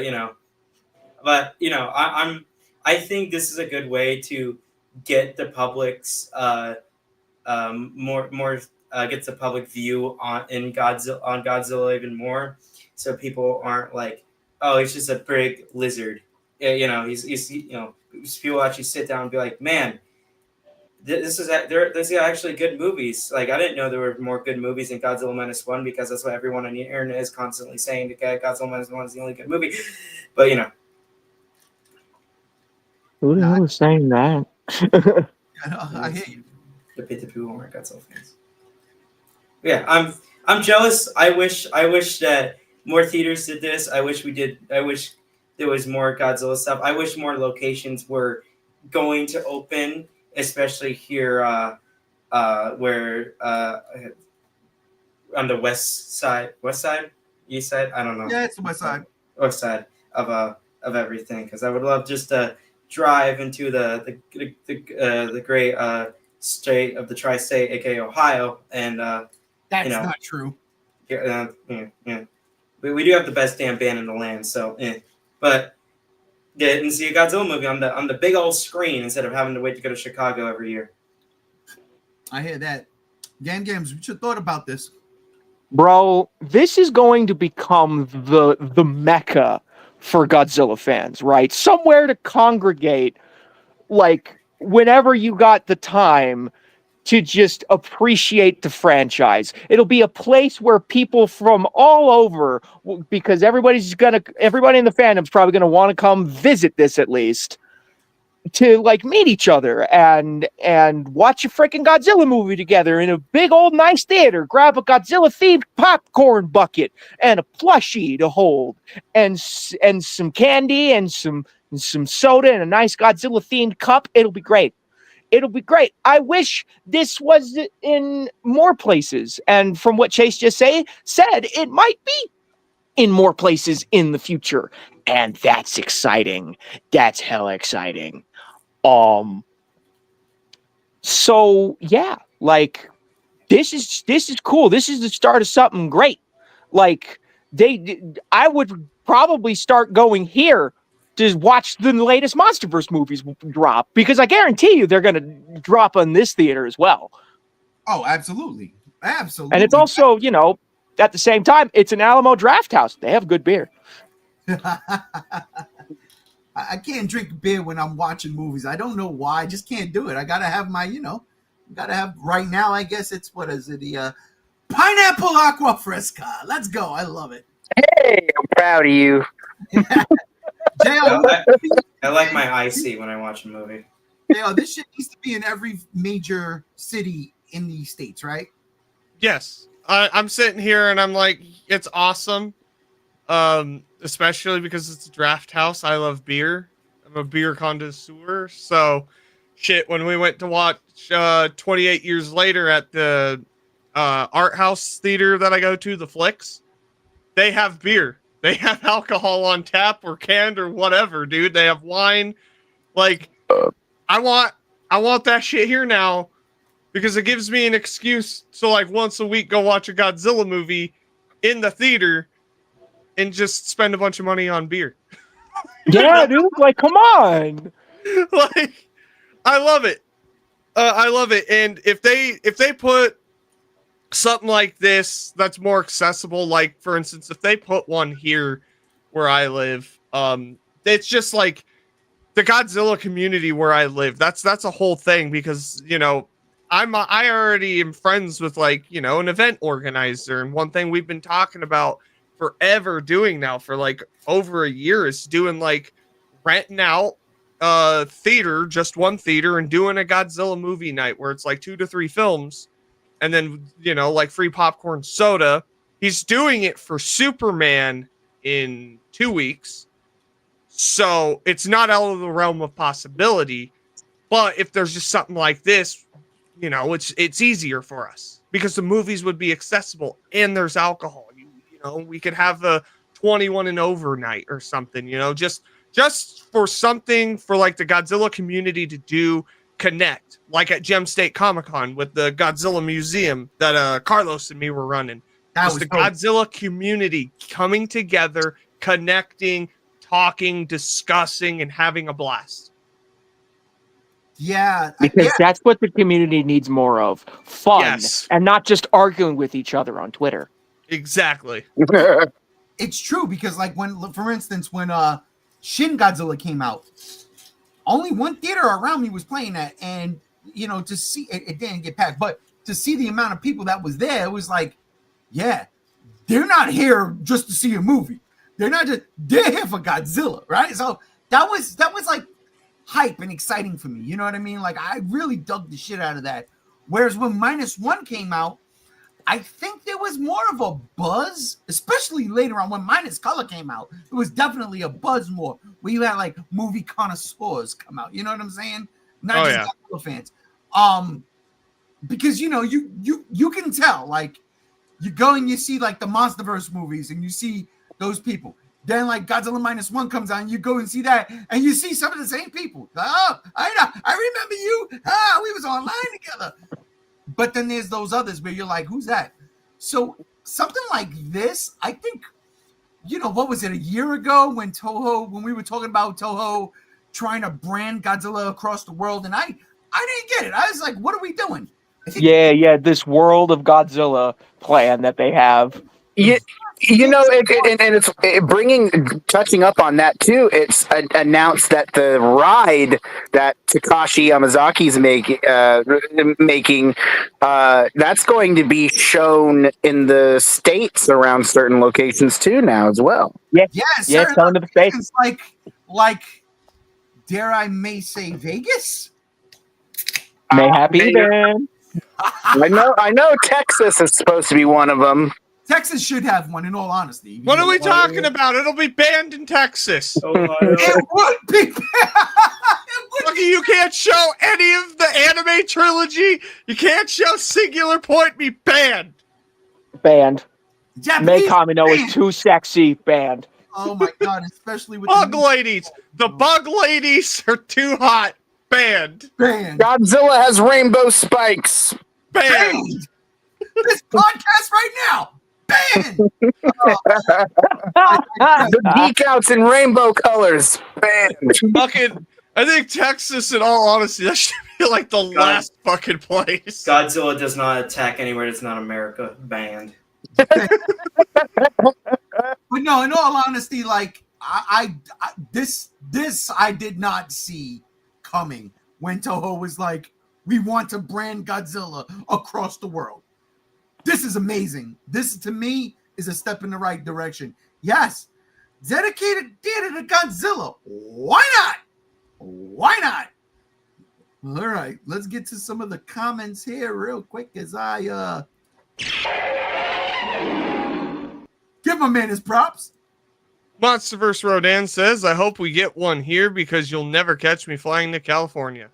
Take a road trip. As you're coming down this way, right? You got to stop off in Vegas. You'll meet me, Big G1. Just bring a fucking 12-pack of Yanklings. We'll call it a day. Dude. And there will be Miller Lite in the ice chest. And somehow, for some ungodly reason, you'll keep pulling them out of the ice chest even though you were fucking out and you guys, we never refilled it. How would they fill beer? Like, I'm like, oh shit, there's one extra. Wait, there's another one. Wait, what the fuck? Yo, we literally opened up a portal to another dimension, brother. I think so. I think there had to have been a portal down there, and every time I reached in, I pulled out a Miller Lite. Y'all legit discovered hammer space. Yes. We did. No, that's not even a joke. And it's funny you say that. Yesterday, I was talking to a buddy of mine at work, the head custodian there, the building manager. We were bullshitting, and we were talking about the fault, and I was saying, like, last chair, I was like, bro, I had 2 coolers. They were filled with Miller Lite and Coors Light. We drank all the Miller Lights on the 4th of July. They were all gone. I said the 5th and 6th of July was nothing but Coors Lights in the coolers. Yet every time we put our hand in to grab a beer, a Miller Lite popped up. It was one of the craziest things, and I'm glad that it wasn't just me that saw that. I was fucking questioning the shit out of it. I was like, dude, didn't we drink all the fucking Miller Lights? I keep finding them.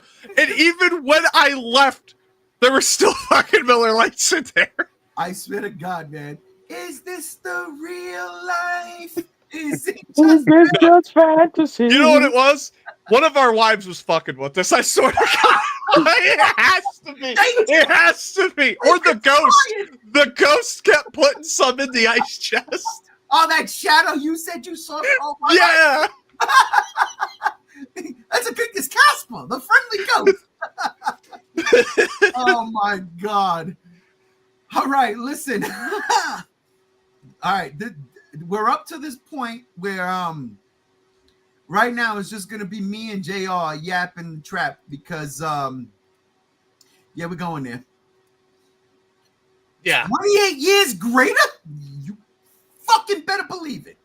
Now listen, before me and JR get into it, and we'll get into it, we'll keep it kind of tight and concise. Before we get into it, have any of you other fellas gotten to see this movie yet? No. No. Nope. Okay, JR, we are on and we are rocking. Am I free to spoil shit? That's a good question. Chase does not care. I don't care. Okay. I could give less of a shit. There we go. Ladies and gentlemen, be warned out there in G-Show land. We're going to talk about this movie right now. We're going to keep it. JR, what do you think? 10 minutes, 15 tops? Yeah. Okay. I saw this movie Friday early in the morning, right? I saw it 9 o'clock in the morning, 9:15. That's not true. That's not true. I told you the Cinemark was going to come back around, right? The movie was supposed to start at 9:15. It didn't start until like 9:45. Yeah. Fucking 20 to 30 minute ads. Thanks. Cinemark. That again, glad I saw it in an art house theater. Fuck. Shit. But go ahead, JR, man. What was your takes? Because I already spoke about this last week. So if you want a non-spoiler review, I have one up on my channel. It's true. Check I that keep shit out. Yeah, I keep it like 3 fucking minutes, very quick. I don't spoil shit, but I'm gonna spoil everything. I'm gonna start out with this. The first 30, 45 minutes of this movie was some of the most intense, thrilling, scary, horrifying shit I've ever fucking experienced in any movie. I'm not just fucking saying that. By the end of the sequence, when they're back at base celebrating, I was fucking full body shaking. It was like, holy fuck, because it dawned on me when it was building up, the boots up and down again, marching up and down again. That whole fucking sequence, the music, the way it's building it up, the infected. And I'm just like, oh, wait, they're the main characters. It's going to be fine. And it dawned on me. I was like, wait, I fucking forgot. This is a 28 weeks, 28 months later movie. These motherfuckers can die. Like, that is the precipice that these movies present. Yes. The main characters die very unceremoniously. They just die, and it's always fucking brutal as shit. So I'm sweating bullets. Oh my god, I loved the evolution of the infection because it's 28 years later from the original 2022 movie, which is fucking awesome. Not And the infection, like, with like certain humans had morphed to where the infection hit their what is it, like the male chromosome adrenaline shit and juiced them up. So like these roided out alphas, as they call them, who take charge of all the other infected, and they hunt in packs, more animalistic. It's going very primal. Yep. Wasn't 28 weeks later like the late 2000s? No. Yeah, but that movie's almost officially ignored. No, it's not. That movie's great. I love that movie. No, like, as far as continuity goes, this movie, like, does not fucking acknowledge that movie. That is true. Like, and I love that movie as well, but it definitely seems like Danny Boyle and Alex Garland were just like, yeah, like, there was a lot of studio meddling with that movie, so they just said, fuck that movie. At the end of 28 weeks later, it was 28 weeks later, at the end of 28 weeks later, Paris was ready when those zombies were, when the infected was running out towards the Eiffel Tower. And this movie straight was like, nope. Like, once the infection happened, that shit got locked down. Anyone that tried to leave the fucking island of the UK, Scotland, Ireland got fucking shot. They literally patrol it, different European nations. Yeah. So, yeah, 28 weeks later, that shit don't exist now. Sorry, Hawkeye, we tried. Yeah, because I love that movie. But dude, so that beginning sequence is so intense, and there's good character development, and it goes with this like coming of age story with this 12-year-old boy in a post-apocalypse. It's not even a post-apocalyptic world. It's a post-apocalyptic world that's just quarantined off from the rest of the world. They're literally gone back to the Middle Ages, while the rest of the world, it's current fucking day. Like, there's a Swedish a battalion of Swedish soldiers that get stranded, and the kid and his mom, because the kid's going to take the mom because she's fucking dying to go see the doctor, which is what is it, Ralph Fiennes, Lord Voldemort here, because he's a doctor, and yeah, the Swedish soldier has a smartphone, and the kid's like, what the fuck is that? Like, what is a gun? Like, the kid just doesn't know shit, and it's very interesting, and I love that dynamic. And yeah, the infected, the evolution it takes, because it's not just like you have alpha and then the betas in a pack. There's also like bloater zombies that crawl on the ground and just scavenge, and they're really fat and disgusting because they just crawl. They don't walk. It's oh yeah, huh? Yeah, one did. The baby up. One did. Yeah, the first one it stood up. Yeah, it's different, and it was. I see a lot of people. It was very reminiscent of like Left 4 Dead in that regard, because it's like, yeah, they are evolving. You've got the alpha tank, right? And then you got the bloaters, boomer. You know what I mean? Oh yeah, and then if you've ever seen the movie The Road, it really had a lot of inspiration, I feel like, from that movie in this, which I loved. Is that the one with Viggo Mortensen in it? Yes. I've always wanted to see that. If you want to see that with zombies, this movie. Hands down, this fucking movie. Because this movie, it's intense, but I cried. And I cried. Because it got so emotional, philosophical at one point. And it's just like, that's how you differentiate yourself from the oversaturated zombie medium that is what it is today. For instance, The Walking Dead. You do something different with these infected, and they straight call them zombies in this, which I fucking loved. They do something different with that, and then they tell a very heartfelt story that gets philosophical. It makes you think. There is thought here that presents itself. You know, there's themes of like religion, life and death, forgiveness, a lot of themes in here, and it completely fucking works.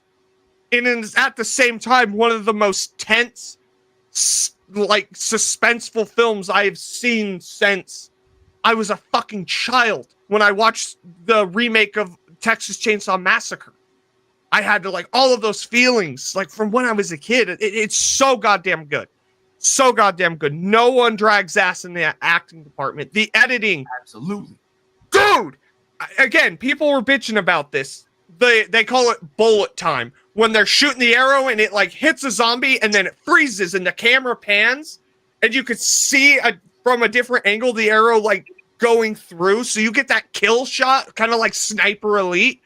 Fucking brilliant cinematography. So brilliant. Check this out. I actually, while yesterday, getting the podcast together, I saw how they did that.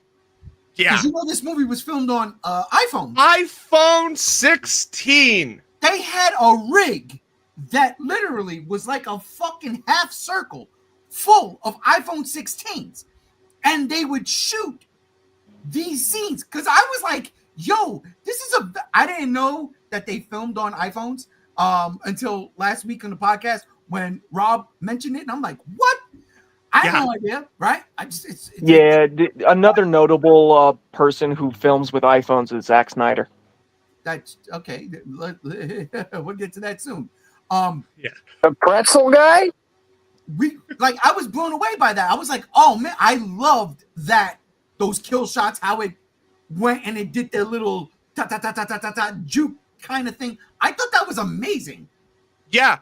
It's again differentiates itself from the oversaturated medium of the zombie flick.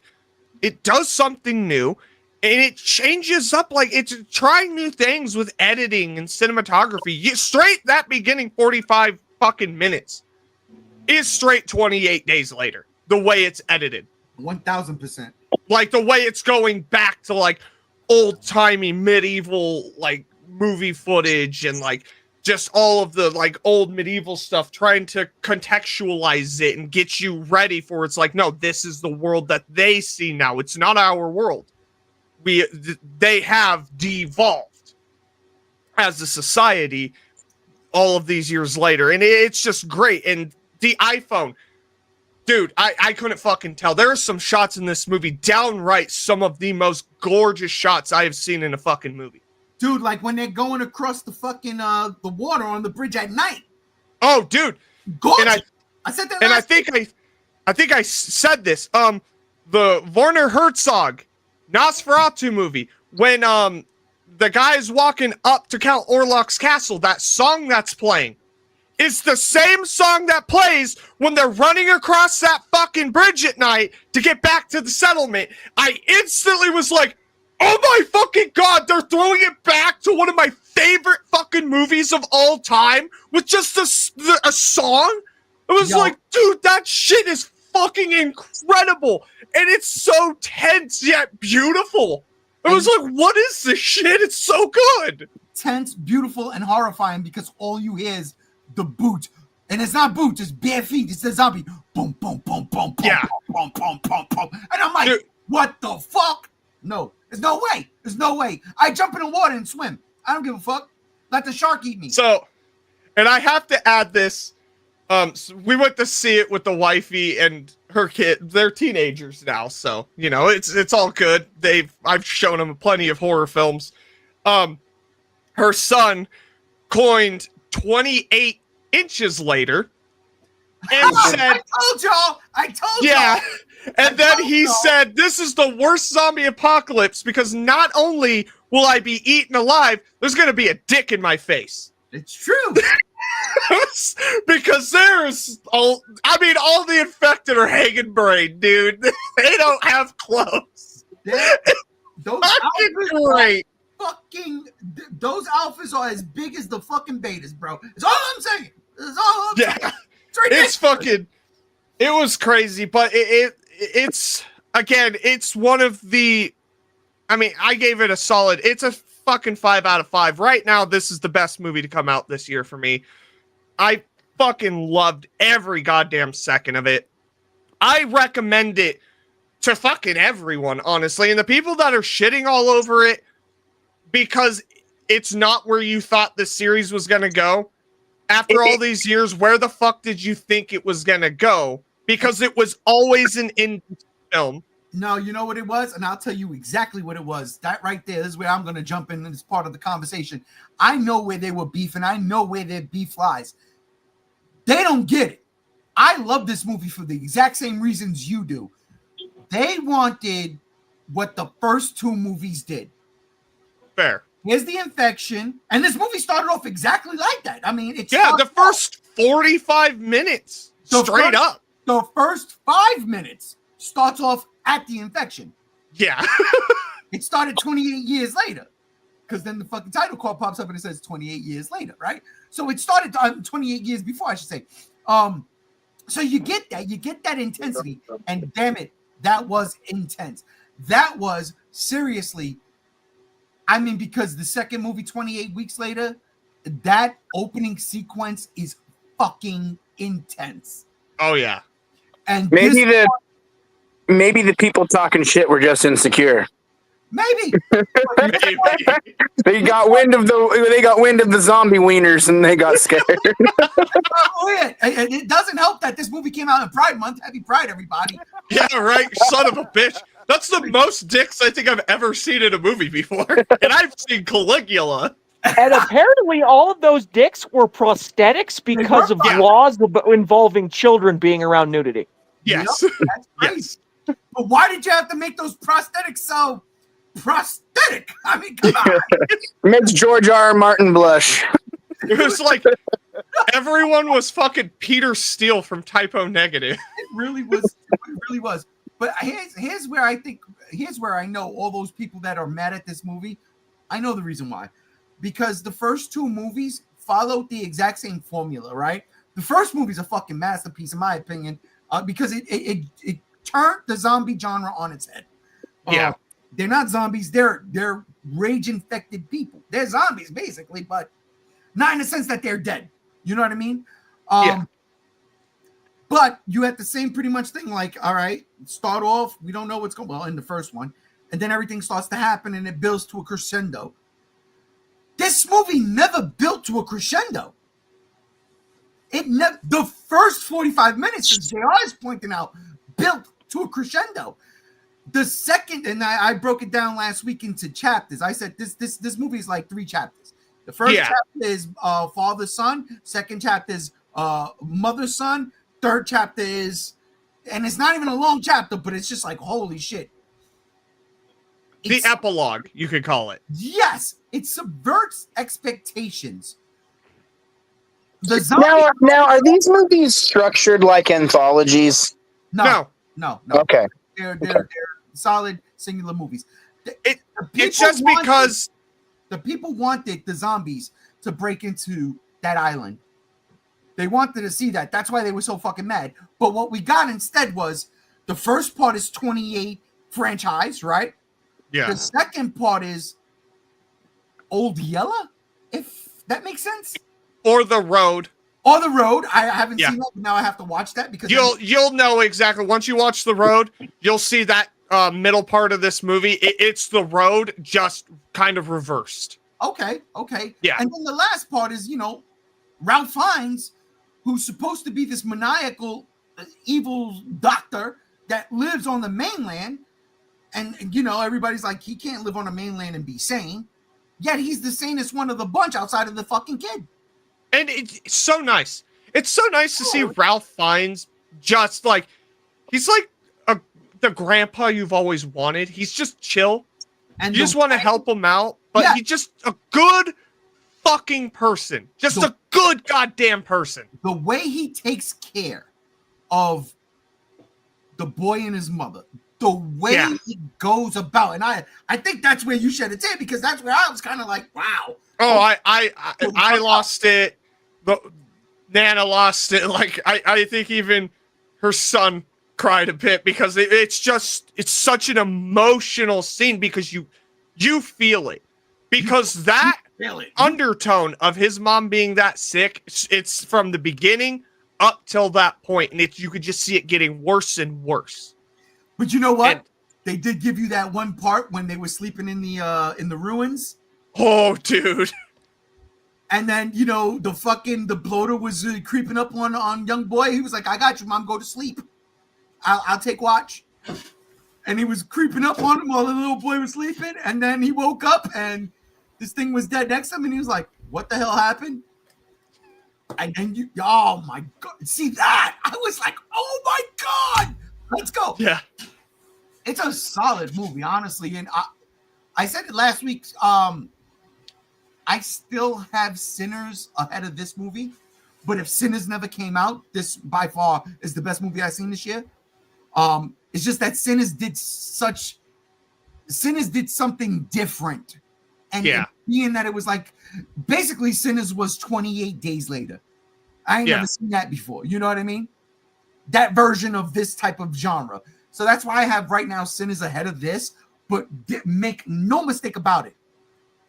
This movie is a fantastic movie and everybody should see it and form their own opinions. I just wish that the people's opinions who are like, this movie sucks, I honestly believe it's because they were looking for 28 days and 28 weeks later. This movie ain't that. Because then the end of this movie, all of a sudden it goes, go, go, Power Rangers! Dude, it straight turns into fucking Brain Dead, Dead Alive. Dead Alive. They can get Oh, shit, you're loved it. Holy shit, you're right. And then so funny enough, I had a person comment and saying, yeah, I enjoyed the movie, but the ending sucked. I was like, why? Because it just goes to show you, it's like we've had this like tense and somber story, this heartfelt story mixed with this fucking overly intense movie. And then what they're setting up for a sequel, it's like, all right, now let's go have fun. Let's It's like, have fun. Right? he told, we returned you to the world after 28 years later. We told you a story. We developed this character, his coming of age story.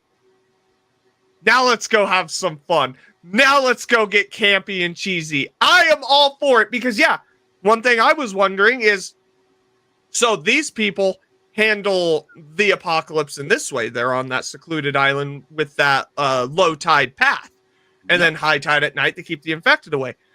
How do other people deal with it? Fucking Lord Voldemort, you know, he's got his way. He's alone.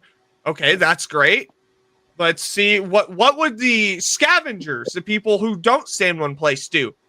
They would develop parkour skills, of course. It's straight turned into dying fucking light, and people are pissed. Stop biting my butt. I'm like, dude, dying light. They're doing parkour over zombies, backflips, and stabbing them with spears. And shit's fucking awesome. I love that shit. I was like, yes, I'm fucking down for the sequel, even though I know who's directing the sequel. And listen, it'd be all right. It'll be fine. We're gonna fucking love it. And if we don't, well, we always got this movie to come back to. Oh yeah.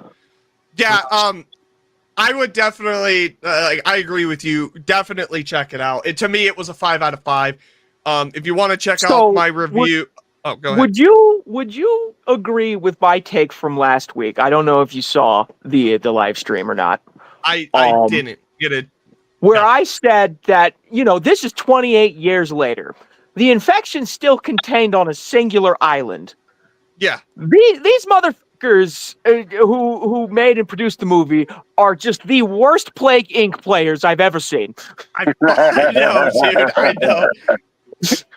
But, like, and you see it in the movie, this shit is contained because even, like, if there's a shipwreck from a naval vessel and they have to go on into, like, the UK, Scotland, or Ireland, there's no rescue team. They're fucking stuck there for the rest of their lives.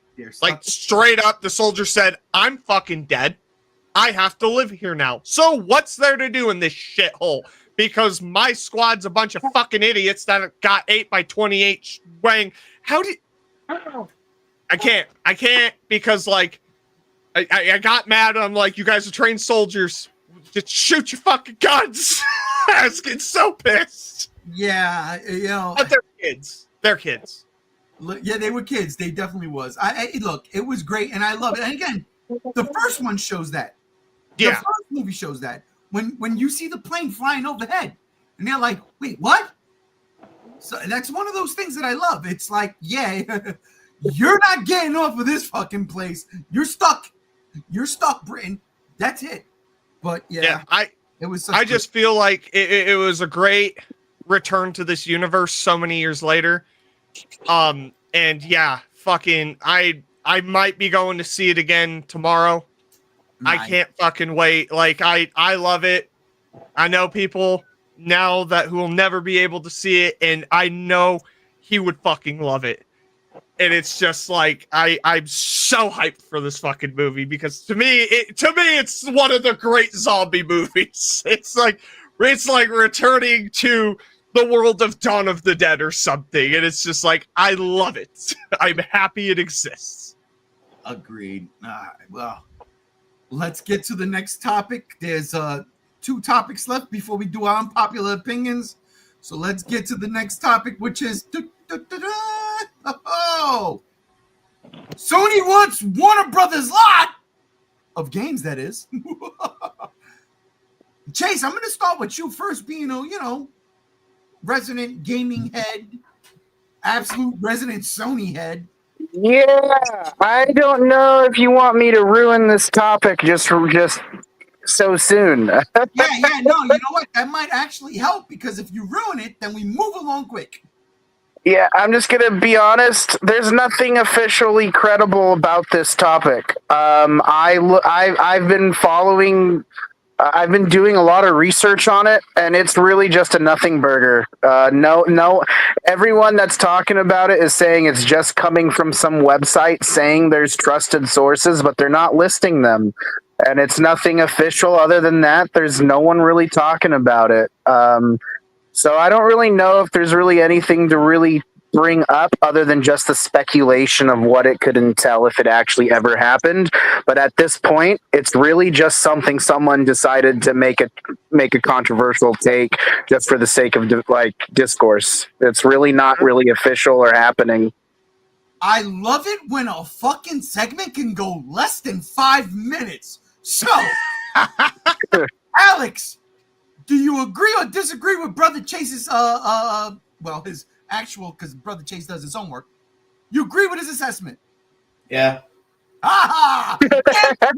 JR, do you agree with Brother Chase's assessment? Yes, and it's a terrible fucking idea to begin with.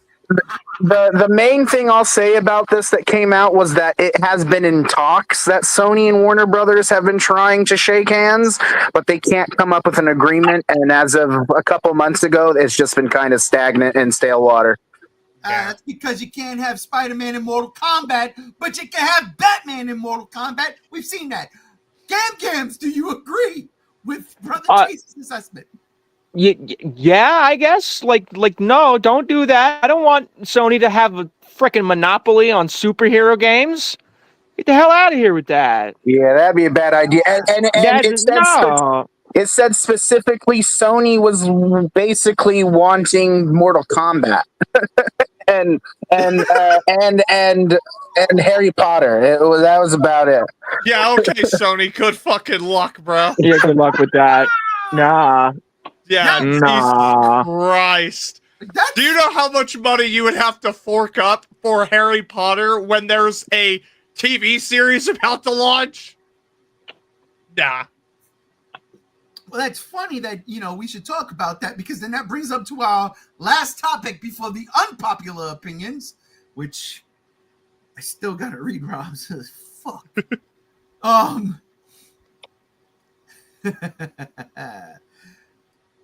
Here we go. I didn't put it. Here we go.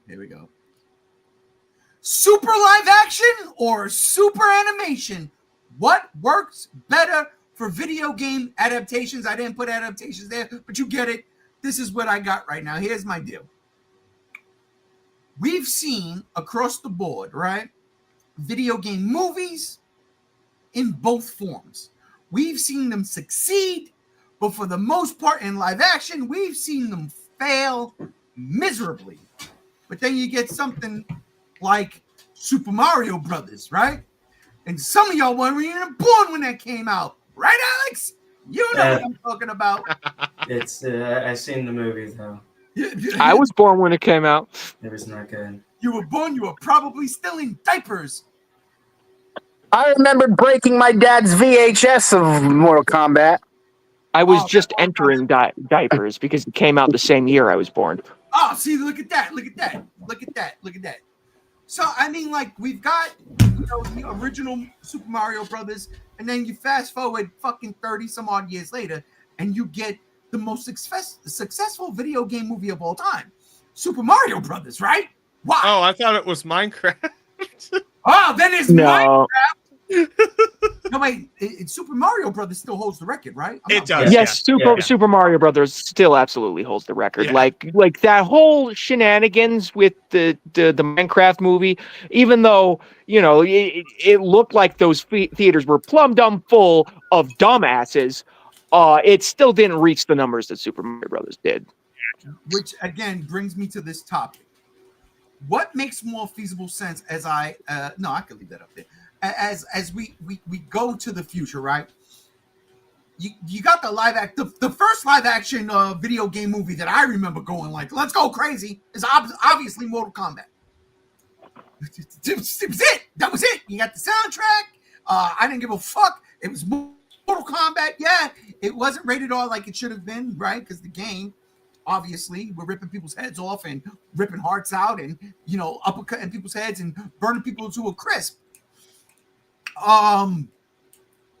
But fucking hey, that first Mortal Kombat movie was like, yes, this is it. Now, this was before the whole can video game movies succeed, right? I think that came later. I think that came around Tomb Raider, if I'm not mistaken. or Resident Evil, one of the two. But that's the question here. All right. And I'm going to start with you, Alex, working at a movie theater. I don't know how long you've worked there, but I'm pretty sure you've seen one or two video game movies, definitely seen Minecraft, come through your doors. What do you think? Is it live action or is it animation that you think video games should be adapted to? I say both. It depends on the game, and it very depends on, just everything. Because something like Mario, yeah, that should have been a no-brainer animated movie. Something like Minecraft, that should have been an animated movie. Or, it really depends on like the actual game and like the crew behind it. It's because sometimes there could be a video game adaptation like Mortal Kombat or something else that comes out, and it's do it live action. Why not? Like why not do it like have like it be live action? But regarding that, it just depends on the game, because I don't want to see them do a Kirby movie that's live action. But again, again, they do a Kirby movie, I need to be brought on, guys. Just saying. No, But, I don't. You could do like a Kirby movie, but like that stop motion animation like they're doing with the My Melody Kuromi show on Netflix, where Okay. it's like real fabric and stuff. well, that's a form of animation. That's a medium. Again, animation's not a genre; it's a medium. But it just looking at the filmmaking perspective of it, I think video game movies can be both. It can be both. It just depends on how.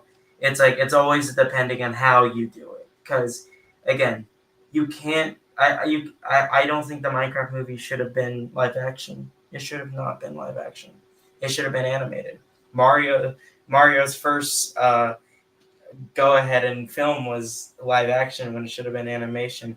Again, you just need to get people who like the games, Halo, and respect the games, Halo, and people who actually played the games, Halo. But I think I Are you think throwing shade on Halo or using Halo as an example of that? I'm using Halo as an example, because I hear that the live action show was just not. It just didn't respect Halo. And Okay, so you were dogging on it. Okay. yeah, I was dogging on the show, not the actual. I've never played the game, so I don't have an opinion. But You've never played Halo? What? yeah, What? yeah, I never. Bro. Played Bro, Get hop him on out. Xbox. Halo. Done. Yeah, anyways. Ban him. But it's just, again, it depends on the video game. You can't do. It's like, can you make stuff work in live action? I guess. I mean, the Sonic movies, they should have been animated, but hey, they're live action, and you know what? Those are baller films. Actually, yeah, I didn't even think about it. I have arguments for that, but all right. Yeah, they're in my opinion, they're baller films. So yes, so again, it just depends on the video game. If it's too, how would I say this, mythical or something, animation. Don't want to just I get it. Funny Jack Black going, I am Steve. It's but yeah, that's my opinion. Did you guys watch the Minecraft movie yet? No. Yes. Yeah, No. I Watch watched the it after movie. I watched it after you told me to watch it. Is this I know. streaming on anything right now? Max. It's on Max. yeah. Oh, it's on Max. Okay. It's on Yeah. Max. That I'm pretty sure. I know it it's on didn't jive with you, G1. I get it, because we were talking about that. Like, I completely understand, but fucking Dude, For it was me- funny though. You had to. Everything you told me was the exact same thing my daughter told me. yeah. And I'm sitting there and I'm just like, get the fuck out of here, the both of you. Just like, it does work. That's where I gotta push back a little bit. Like, maybe the Minecraft movie being animated, but it really did work as a live action. Like, No, for how absolutely fucking absurd it is. it is absurd. And it wasn't that Minecraft was live action. I thought actually that was funny. That's one of those things where, you know, that argument, I'm like, you know what? That Minecraft movie works live action because it doesn't take itself serious, right? Like Yeah. it really goes for the gusto. And I think it was all about meme culture for that movie, right? Oh yeah. Because Check and jockey. It's a comedy movie first and a video game movie second. That's how I say it. that's That's just like the original Street Fighter live action movie. What? Yeah. What? I mean, look at that picture. That's fucking terrible. But I digress. I'm glad I didn't see that in theaters. Or did I? And did I have a hypnotist make sure I took that shit out of my brain? I don't remember. But I do remember Mortal Kombat. Look, Gams, let me ask you. Yes. We like video games, and right now, you know, we on one particular video game that I just beat part 2 today, as a matter of fact. Yeah. In 1 week, I took part 1 and 2 by storm and beat Warhammer Space Marine 1 and 2 from Sunday to today. And had a blast with it. Such good games. Can't wait for Henry Cavill's series.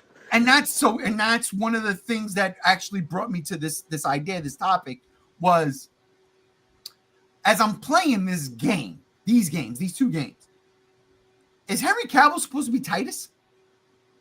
That's the big rumor going around in the community. Yes, that he's probably going to cast himself as Titus. He looks like him. He does. But here's the deal. Do you think that this lends well to live action? Because honestly, Warhammer? I after seeing that little pit on what was the Amazon show chase that Secret Level. Secret Levels. I think it works. Which better. was also done by the dude who made a animated fan project called Astartes. He's the guy that did Love, Death, and Robots. Yeah, you know I love that shit. You know I love. Yeah. I think he did 1 or 2 shorts from Love, Death, and Robots. But his Warhammer stuff, he started off on YouTube making a fan series called Astartes, and then he got the go ahead to do this Secret Level thing, and by Games Workshop. And now Games Workshop, recently, not too long ago, announced that they're making Astartes 2, and it's going to be canon. Wow. You know, who knows what's going to happen with that? Me and you one day, whether we're watching Raw or not, but we got to talk because I need to know lore. I don't understand this bullshit Astartes. Absolutely, we can sit down and I can be your guy. All right, It might be a G1 versus Z1 thing, but you know what I'm saying. This is crazy. Exactly. No, this is crazy. But here's my deal. I think just like Alex, it can work in both, because yes, those animations are fucking phenomenal. They're gorgeous. But at the same time, you know, live action with a lot of CGI, you know, a big portion of it is, especially if they wear the helmets and stuff, is going to be like an animated movie anyway. It'll be fine, because you can't really have like orcs be guys in suits and it works. No, they got to be CGI. You could. I mean, if you was the 80s. Yeah, if you was the 80s, but this isn't 80s Games Workshop. This is 2025 Games Workshop. God, shut up. But as for the broader video game things, I absolutely think that Sonic kind of needed to be in live action at this point, because the adventure games, and especially like Sonic 06, those had Sonic interacting with realistic humans. One of the most popular Sonic things besides these movies is Sonic X, where it's the same kind of thing, where Sonic and his pals go to Earth and interact with people along with Eggman and stuff. That's part of Sonic X's whole plot. So, like, absolutely, Sonic should have been and is working in live action, especially with Sonic 3. My God. Yeah, I agree. Sonic does work live action. It's definitely the better, or the best. Let me rephrase that. The best human to CG movie I've seen. You go back to like Alvin and the Chipmunks, the Smurfs. I think the Smurfs did it. Yeah, Smurfs did it. But like series like Mortal Kombat, I feel like should probably stick to live action. I don't I mean, I liked that Scorpion movie, but like that was clearly a straight to DVD movie in terms of animation quality. Oh, you think that was a straight to DVD? Look, the one right above it. You see that one, the orange one? Mortal Kombat animated video? I own that. That is terrible. I own that. I still have that somewhere. It's deep. It's locked up. So I own that. I bought that shit. I said, oh God, Mortal Kombat. So yeah, some of the greatest video game movies out there are live action ones, like Lara Croft Tomb Raider starring Angelina Jolie. Yeah, no, I mean, like, it's good, but it ain't great. No, listen, you're not based then. You don't even fucking know. All right, go watch that movie again. Both of them. You're wrong. Angelina Jolie is the one that did the real fucking thing. I tell my wife this shit all the time. She took off her high heels to run in a movie, and I said, "That's how you can't run in high heels." She or to get eaten by a T-Rex. Or you get eaten by a T-Rex. Oh, next week, Chase. Next week. Next week. Next week, buddy. Big Scarlett Johansson's wearing heels. I don't think so either. She's definitely got the boots on. But yeah, no, on the flip side, all of Street Fighter's animated movies have been bangers. So I feel like Street Fighter should probably stick to animation, personally. Yeah, which is scary because, you know, we just got the news this week. I mean, fucking yesterday. 50 Cent's going to play Balrog. Fucking Yeah. Balrog from like Lord of the Rings? No. Balrog from Street Fighter. He's a boxer. The first Yeah, that's out of my realm. 50 Cent's a terrible actor. Hey, listen, apparently he's done his thing, but yeah, he's going to be Balrog. JR. Roman Reigns is playing Akuma. Who's that? Akuma, bro. All right. Akuma's one of the big bads of the Street Who's Fighter. Roman Reigns, I mean. Yeah, He you got to the get on WWE He's a World Universal Champion, World Champion for like fucking ever. Yeah, me and JR know. We know. Right. Jason Momoa is supposed to be playing Blanca. Oh, geez. I thought he was supposed to be Lobo. What is he doing? Well, that's the whole fucking point. Is like, I guess he's getting typecast, and I'm like, what are we doing here? But and then I heard M. Bison is. Oh, ready for this, JR? M. Bison is being played by the guy from the Fallout show, the fucking mutant with no nose. Oh, yeah. Adam Goggins? Yes. Yeah. Thank you. Okay. Yep. That's pretty cool. I saw their Ryu. I saw their Ken. The Ryu looks good. I saw their Chun-Li. She looks good. But I just can't buy into a Street Fighter live action movie. It's not Mortal Kombat. Mortal Kombat, you could get away with it because it's over the top. Street Fighter, Yeah, absolutely. It feels more grounded. I get it. Fucking live action pick of the Street Fighter. I got over here. It's stupid. It's fucking stupid. See it in the movie. I hate that. I can't see like child-friendly characters like Sly Cooper or fucking Jack and Daxter, at least pre-Jack 2, Jack and Daxter, fucking any of those fucking platforming mascots being anything but animated like Mario was. Really? Yeah. I think you could do like Spyro the Dragon just fine. Well, after Because I keep it cartoony. like sorry. Like with Spyro, you would have, if you want like a live, quote unquote, live action Spyro, it would have to be done like the quote unquote live action Lion King, for one. And for two, it would have to probably adapt the Legend of Spyro games and not the classic trilogy, because the classic trilogy. But why would it have to be done like the Lion King? It could be done like the Sonic movies. Or How to Train Your Dragons. Yeah. Because they wouldn't be interacting with people. There is no people in the world of Spyro. Yeah, so it would be animated. Or, because you can't say, oh, it's a live action movie when it's not, because there's no people, so it's completely animated. Unless they pull that thing where, like the Sonic movie, Spyro enters into... Spyro goes to the real world? No. Spyro has a plot. No, he specifically has to land in New York City. For some reason, every cartoon adaptation, It's always in New York City. I'm going to literally just end it all if you finish that sentence. Please Hang don't. on, but I will. I already did. Because I already did. If Spyro entered the New York City realm, then this is going to jump to October when me and JR are going to talk about our favorite fucking creature features for Halloween, because then the Spyro becomes Q, and it'd be awesome. The perfect title. Spiral takes a bite of the Big Apple. Listen, we already had a movie where video game characters invaded New York. It's called Pixels. It was terrible. Oh, That's don't not a diss movie. Pixels like that. It's cinema. Hey, Dude, I I'm own a that film movie. major. You can't convince me that's a movie. You can't. That's- I watched it and I got cinema. so mad. I've never been so mad at an Adam Sandler movie before. I genuinely think that's the worst movie. The only he's ever good made. thing, No, the only good thing about that movie is Peter Dinklage parodying fucking Billy fucking Mitchell. Maybe. No, But I just think it's weird that the fat guy who's writing Spaceballs 2. No! Hubert. Oh, hey, don't diss Josh Gad like that.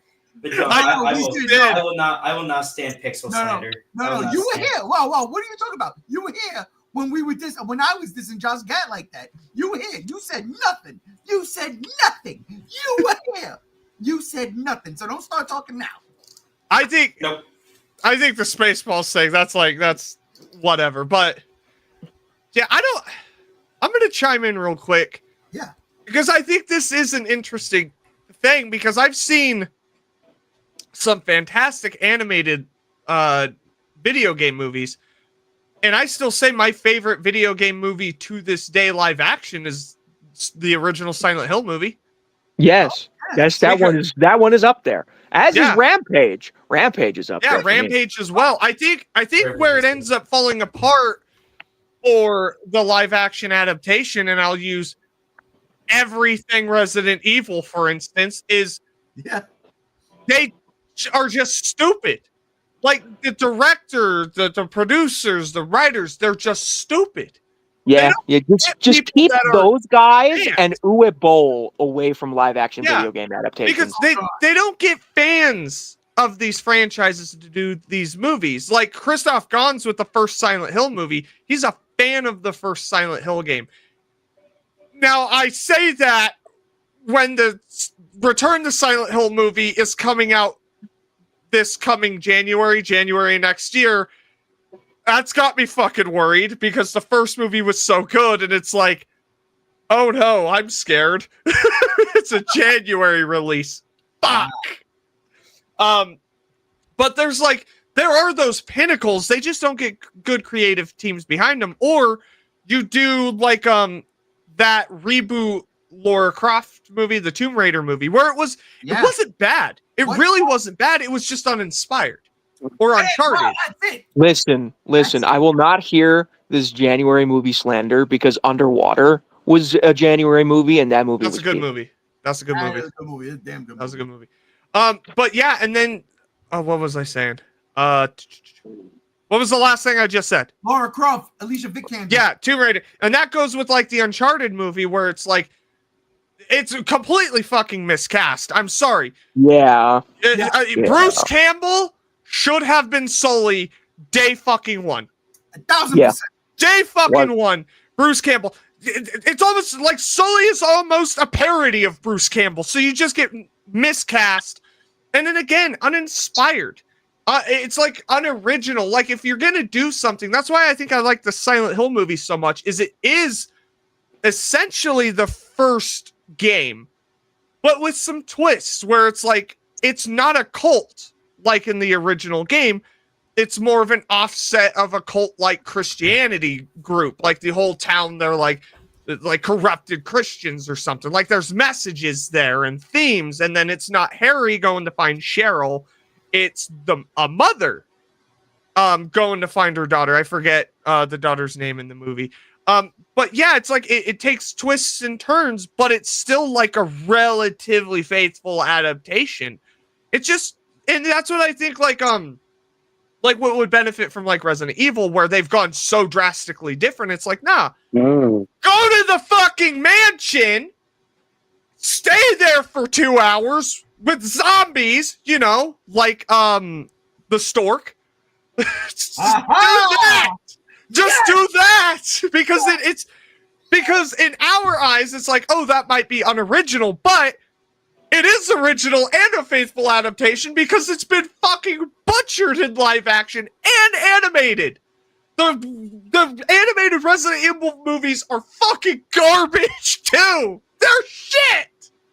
I hate them. Dude, I fall asleep on all of them. Yeah, I fall asleep on every single one of them. They're terrible.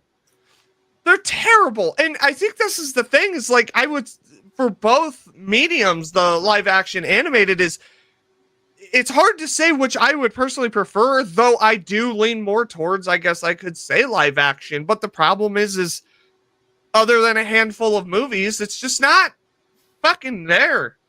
Like they don't get the right fucking people. And I hate it. I absolutely despise it. They got the right people for Sonic.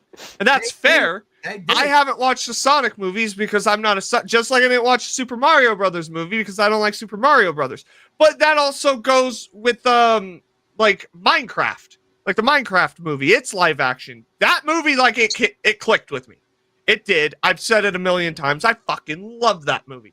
It got knocked out of place with 28 years later for best movie of this year.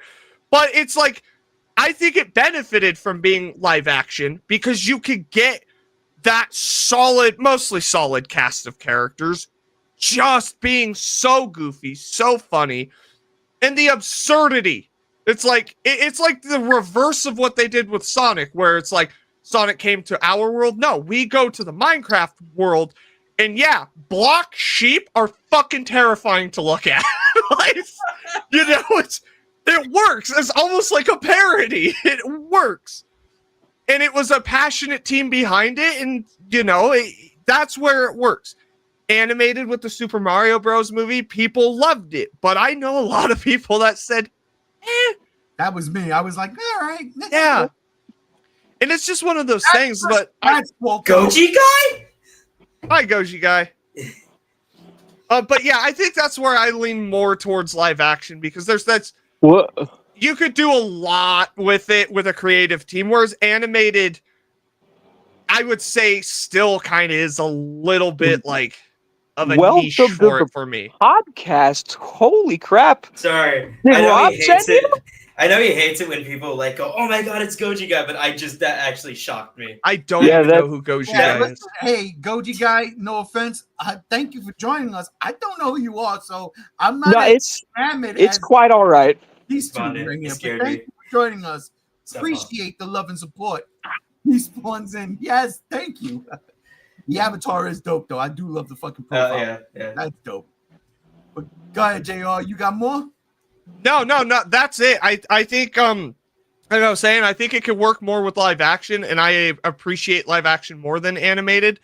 But that's inherently the issue. Is I feel like live action's just, especially lately, been more about making money than being inspired, minus the Minecraft movie. Like, again, I was genuinely surprised by that. That's fair. Chase, you might wonder why I left you for last, because I've got a question for you, my brother. Being an avid video game head, we play. Listen, this is gonna come down to God of War, okay? I'm just giving you a heads up. Yeah, I see where you're going. But as I get Gams back in real quick. But My bad. No, you're good. So I'm thinking about this stuff, and I'm thinking about Sony. Literally, I was thinking about Sony. We've got this Warhammer thing coming out with Henry Cavill and stuff, and I'm like, okay, no doubt, let's go, right? But now I played the Warhammer games, the Space Marine games, I should say, and I'm like, this might be better off animated. I look at something like Fallout. I fucking loved that show. Never played a game, but I enjoyed the shit out of the show, right? The games that I do play, and I'm looking at Sony, and it's not God of War, right? But something like Killzone, in my opinion.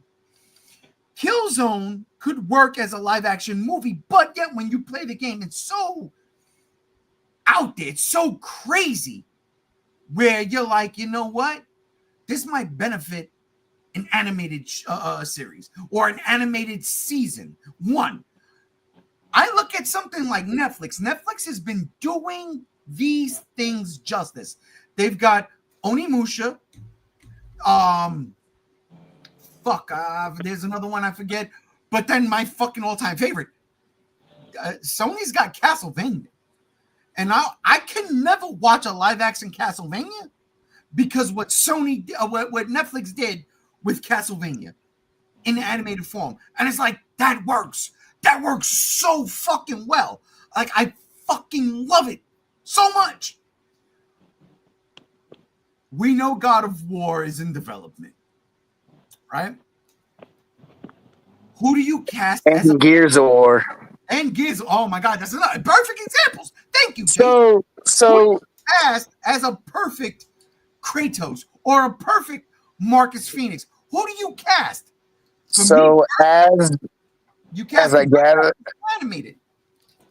As I gather my thoughts, because this is kind of segueing in my unpopular opinion. Going next, yeah, but that's for one, I'll just make the announcement. Uncharted 2 was officially announced last year in June by Sony. That's just something I want to throw out there on the topic of video game movies. That sequel is officially in the works as of last June. But it's hard for me to say because although I agree with Alex and Andrew and, JR, like these movies work depending on what level they are. It depends the movie. Like, I could totally see Warhammer being a live action film, a dark, gritty film. I can see Gears of War being a dark, gritty film, or a TV show outlet. But yet again, I can't see Mario being live action. I can't see, Jack and Daxter. Jack and Daxter maybe could be cool as live action, but the point is, it depends the medium. It depends the type of show. Like Spyro, I don't know if it could be live action. Definitely not Spyro, not Crash Bandicoot. It baffles me that we still haven't gotten Halo correct. I don't understand why Halo is such a hard thing to master. That seems like such an easy thing. Easy. Keep the helmet on and tell a fucking story. Yeah.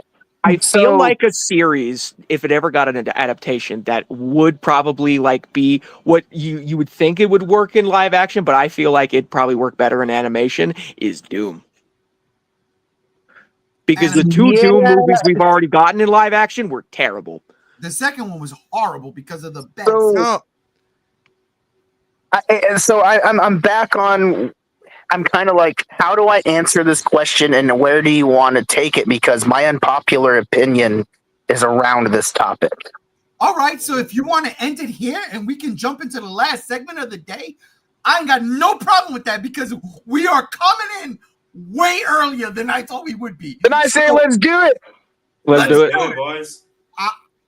Last thing I want to say on this topic is, did anybody watch that Resident Evil Netflix show? No. Yeah, I remember I watched 2, maybe 3 episodes, and I told you I'm not watching the rest of this fucking garbage. He also threatened my life. Yeah, I think I did say I'm gonna kill you. Yeah, you did. I hated that shit. Like, Garbage. I would watch Welcome to Raccoon City in theaters 50,000 more times. That show once. It was Resident Evil in name only. Seriously. It really was. It was fucking horrible. But yeah, no, and I agree with all of y'all, everything y'all said. There's definitely a back and forth with this. Mortal Kombat does work in live action because it's just so crazy and out there. I hated the last Mortal Kombat movie. I hated the last 2, to be honest, because I hate Annihilation. And I really didn't like this Mortal Kombat remake. But the second one looks to be fun. Resident Evil Apocalypse was my favorite one so far. Because it felt more like true to the video game than anything else. And fucking giving me a live action nemesis, a prosthetic in your face. I can touch it. It's not CG. Yeah, all day, every day. I'm with it.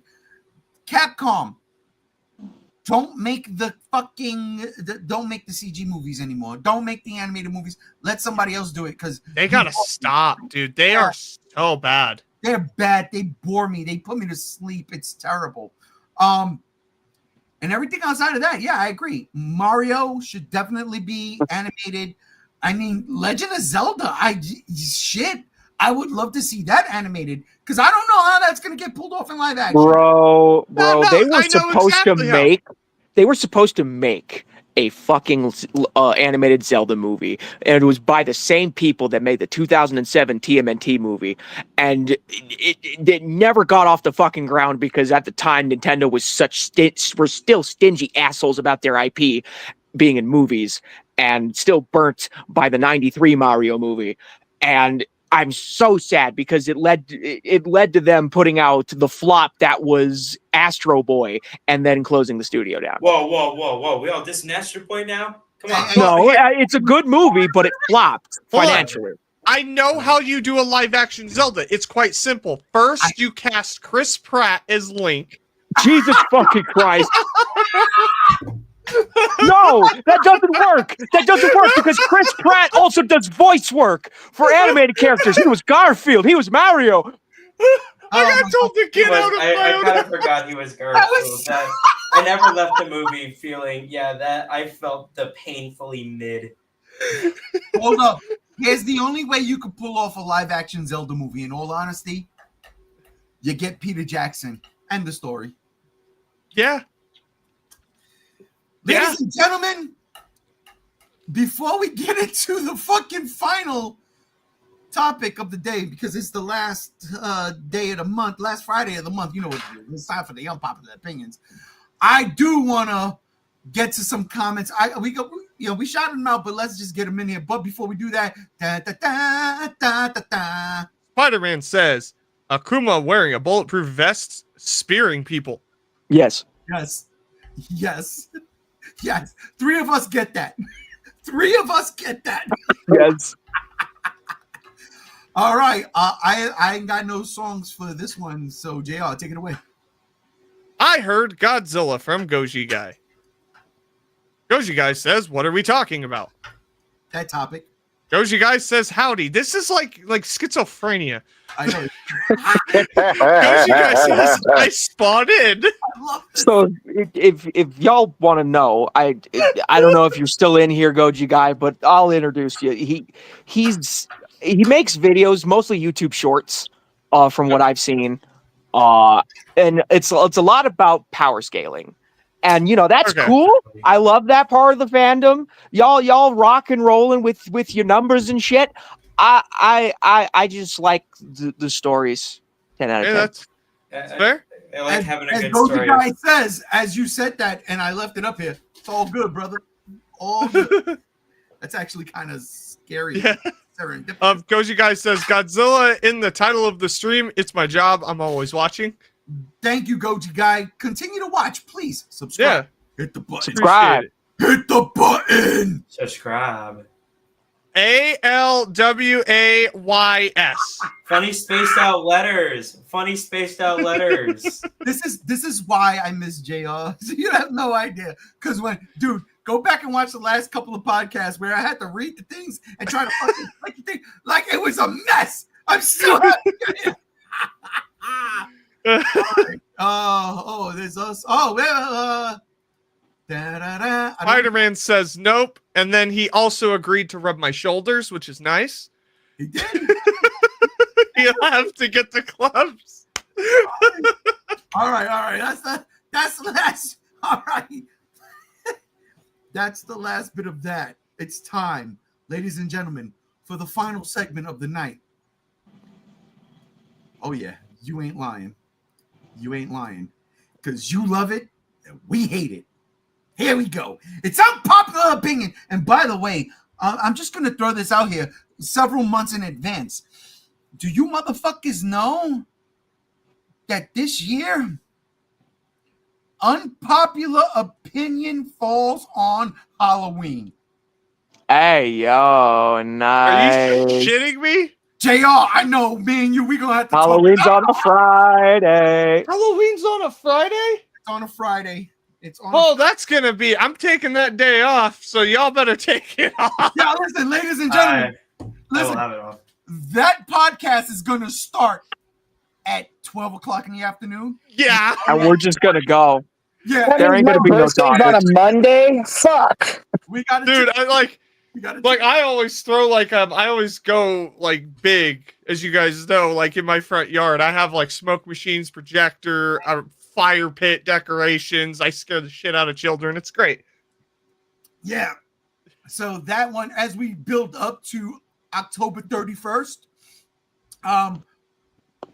just so y'all know, the podcast is gonna go early. So because there's no way I'm missing out on Halloween. Yeah. Like JR, that's our fucking thing. That is our Christmas, damn it. It really is. Mine too. Ah, Yeah. even better. Yeah. So yeah, we gotta go It's early. my birthday party to my party. Yeah, we're gonna go early that day, and I already have my unpopular opinion for Halloween set in stone. Woo! And I'm gonna tell you right now, my generation is gonna come and try to kill me. It's gonna be a negative slasher. Oh Unpopular. my god! But let's get into the unpopular opinions. Final topic of the night, and I'm gonna start off early. I want to know real quick. I'm gonna just go down the line. I've got mine. I've also got Rob's. JR, do you have one? I'm gonna be honest with you. I did. No. You know All right. behind the scenes. Yeah, all right. You don't. Perfect. Chase, I don't. Chase does have a unpopular opinion. He already said he does. Alex, do you have one? Yes. Perfect. Gams, do you have one? Yes. Perfect. All right, Alex, since this is your first unpopular opinion, we shall start with you. Bet. Being an Oscar-winning movie does not make you a good movie. Uh-oh. Kick him out. Kick him out. I'm kidding. And this goes to my so now I have to explain myself. Hold on, something. Okay, so okay. Here's where I'm going to explain myself on the Oscar, on being the difference between the Oscar winning movie and a good movie. Because we all know there's good movies out there that don't win Oscars. Okay, Sonic 3, but you know, but there were so many other movies I've watched, like Anora, that I've walked out of. I'm like, that wasn't good. I just no that it was bad. It was pretty bad, and I know. We can all agree that the movie Amelia Perez. Yeah, that was a disaster. Yeah, who the fuck is that? Yeah, it won. Yeah, just because you win an Oscar in something, just because that doesn't make you a good movie. Yeah, I don't think any of us watch Oscar bait movies. Okay. Yeah, so I'm trying to figure out. I mean, do. I watched Parasite, but Yeah. Okay, Parasite's good though. But like, there's so many movies that that come out that I've watched and I'm like, why isn't this an Oscar-nominated film? But then there's this other movie that, frankly, I don't give a shit about. The Academy doesn't really like franchise movies. Like, very rarely does a franchise movie ever get in, let alone win. Except for like special effects, really. Yeah, again, And that's part of why Godzilla -1 won it, because it's the only place a franchise movie like that could be in. I want to preference this. I'm not anti-art. I think that companies should have a balance in Hollywood. A nice balance between established franchises and art films, indie projects, X, Y, and Z. There needs to be a nice balance of everything. It's like a sandwich. You want to have a good film sandwich, you got to have everything in there. But just because you win an Oscar, it doesn't mean it's a good movie. Sometimes the Oscar is won because it is. Okay. and there's so many film. I guess I have two unpopular opinions. I guess in this, it's like the same topic. There's so many film majors and film people out there, especially film majors. God, here's where I ran about college. Is just like that's all they like. That's all they hold on to. It's all they hold on to is the Academy Awards, the Academy Award winning this. Like again, another, you know. It's just everyone holds on to the Oscar winning films. Everyone wants to be like this art film or like it's just like you don't. It's like again. I guess my biggest thing is Anora because everyone loved Anora. I watched Anora. Okay, Here's the deal, and I love you for that, being the movie guy that you are, being a student of film that you are. I'm gonna be honest with you. This is the Geek Out. None of us watched that, but we don't even know what the fuck it is. Yeah, I have no clue what a Nora is. Yeah, Okay. what? Or who Amelia Perez is. Like either. Could I go next because like- I do have to go here soon. Hang on. I thought you were gonna be like -1 is like a terrible movie and type shit. I thought he was gonna say that. I was. Yeah, that's where we all thought that was going. No, just -1 being one of my favorite Godzilla movies. Yeah, I would totally say that. I bet. So all right. Being that you're an Oscar winner doesn't mean that you're fucking popular. I get it. I hate La La Land. Period. End of story. You're done. Gams, before you go, let me at least read Rob's fucking unpopular opinion because you should be here to fucking witness that, right? Okay, We're fair. gonna kick his ass, aren't we? Yeah, pretty much. And you know, and I'm a man of my word. He asked me to do it, and that's Brother Rob, the great state of the tri-state. You know, love you. Eat those fucking Philly cheesesteaks for me, please. Robbie Botafuco over there. Yes, thank you, Gam. Bobby Buttafuoco ain't here. Yeah, Rob, that's a good one. All right. So Rob hits me up and he goes, you know, do this unpopular opinion for me. I go, okay, I bet. He goes, all right. So Ray, check this out. And I'm reading this verbatim. So Ray, check this out. I know I'd be dogging on your Heisei era, and it's justified. Because the best Godzilla movie I've ever seen is Shin Godzilla. But I just do that to shill to the audience. The truth is, and I'm reading this verbatim, the truth is, the Heisei series made it possible for Shin Godzilla to be made. I get it. I understand. See, y'all thought I was going. See, I couldn't believe it when Rob sent me this. I couldn't believe it. I get it. I understand. I do it because it is what my fans want. You had your time in the sun, and I take nothing away from it. We could all agree that the Millennium series is probably not the best one. But I get it. The Heisei series is the best series because it did give us what we got. And that is my unpopular opinion. Okay. All right.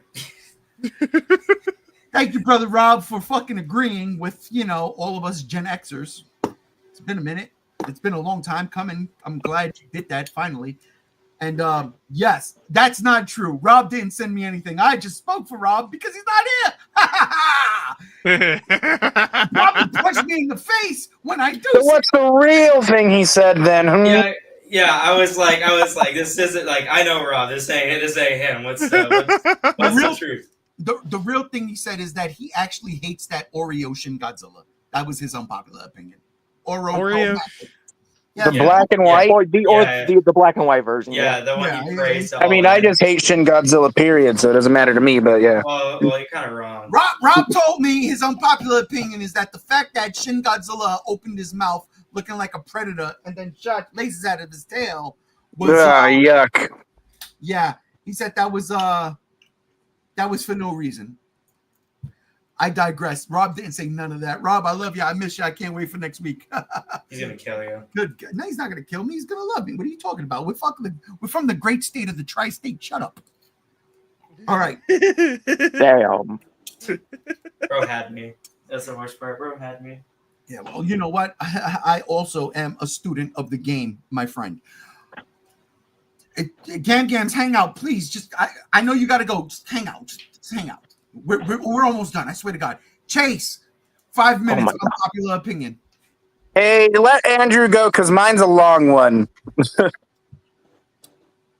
Mine's Yeah, long, dude. I will join the chat. I'll still kind of sort of be here. I just gotta Go ahead. get ready. What's your unpopular All right. opinion? My unpopular opinion is that, well, instead of the "you hate it, we love it," it's the you hate it, I love it" kind of unpopular opinion.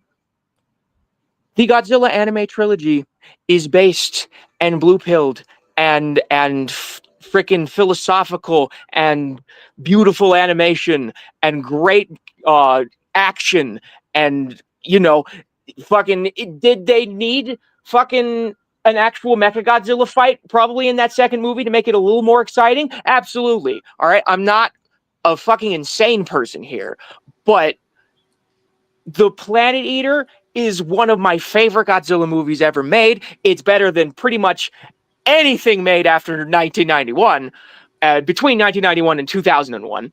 What? Absolutely. I want to say something. Gam Gams, I never knew how base you were, how completely blue-pilled, how, you just spit facts. I don't know how that's an opinion. That's just straight up facts. It's I just don't straight know. up facts. The straight Godzilla up Polygon trilogy is underrated and it has undeserved hate, and y'all need to give it another shot. Oh 10 God, out of 10. I just got a text from Rob, and he says, "Yo, I'm listening in, and yeah, my unpopular opinion times 2 is they're wrong." What Yeah, do I you was mean? gonna He say- likes them too. I was gonna say Hey. I don't think you're based. I think you've been left in the oven a little too long, my brother. No. That's No, a hot take. they're not based. They're base heads. No, You the know, base is a base No, opinion, that, bro. that Coco Leo up your nose is real good. But, It's unpopular opinion, bro. Yeah, That's that's what good. it is. Facts. You'll have to do like a podcast in the future, and you'll have to go in depth on why you feel that way, because it's not that I disagree with you. I'm very curious to why you feel that way. I fully agree Absolutely. with I'd you. love to get into it. Like, Yeah, that's actually get into it. But and that's the whole point. Yeah, Gam is right. It is an unpopular opinion. On space. Yeah, Space. that's- But I do got to cut it short because it is 6:30 my time. I have a shindig to go to. I'm going to go get pizza. I'm starving. So See you I in the love comments. y'all. I will join y'all in the chat. And peace out. Peace out. All right, brother Chase. All right. I'm gonna save me for last because I'm that egotistical. Aside with my disgust with Shin Godzilla that I've spoken about with for years since it's come out, that is not my unpopular opinion today. My unpopular opinion today revolves around the subject of, I don't know if we have noticed, and maybe it's not unpopular, maybe we're all for it, but I have noticed lately we have gotten an abundance of, since the Last of Us show, which season 2 apparently was trash, but I hated the second game just as much anyways. We have been getting a lot of announcements of video game live action movies.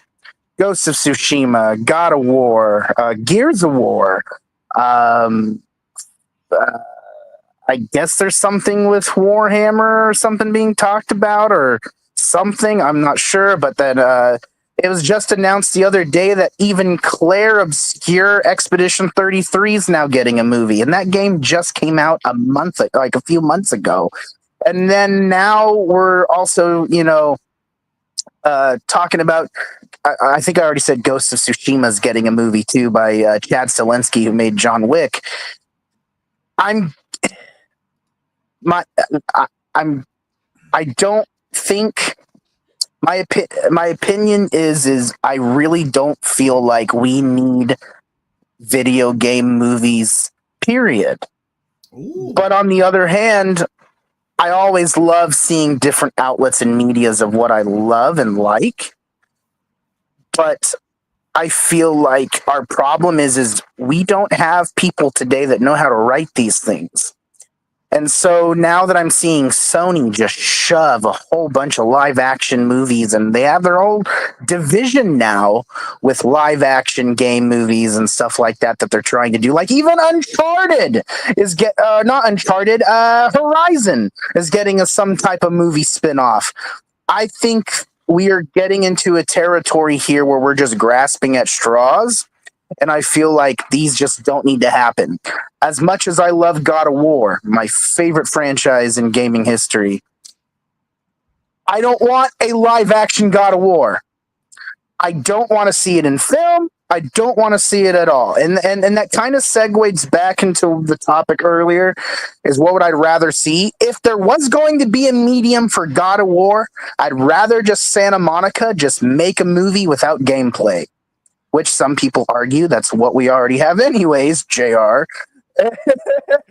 Yeah. But the point is Kratos is such a character that you can't put an actor into him. You can't put like Dave Bautista in a white paled skin, which by the way, if I was going to choose Dave Bautista, if I was going to choose a Kratos or Marcus Phoenix, Dave Bautista would be my choice for both of those. But I love you for that, actually. But the point with those is I just don't think you can do that. Now Marcus Phoenix maybe, but Kratos is such an undeniable, specific looking character. You couldn't even put Jason Momoa in him. I mean, maybe you could, but he would need to have a certain voice and personality to him that he presses forward. The point is, what I'm trying to make is I would rather us not have these mediums anyways, because if that God of War movie or show comes out and it fucking flops, that could hurt future games. Same with anything like Ghost of Tsushima. When that comes out, I'm sorry. Although I love John Wick, I do not like the direction they're going with it, because they're not getting anyone from the game to play the cast.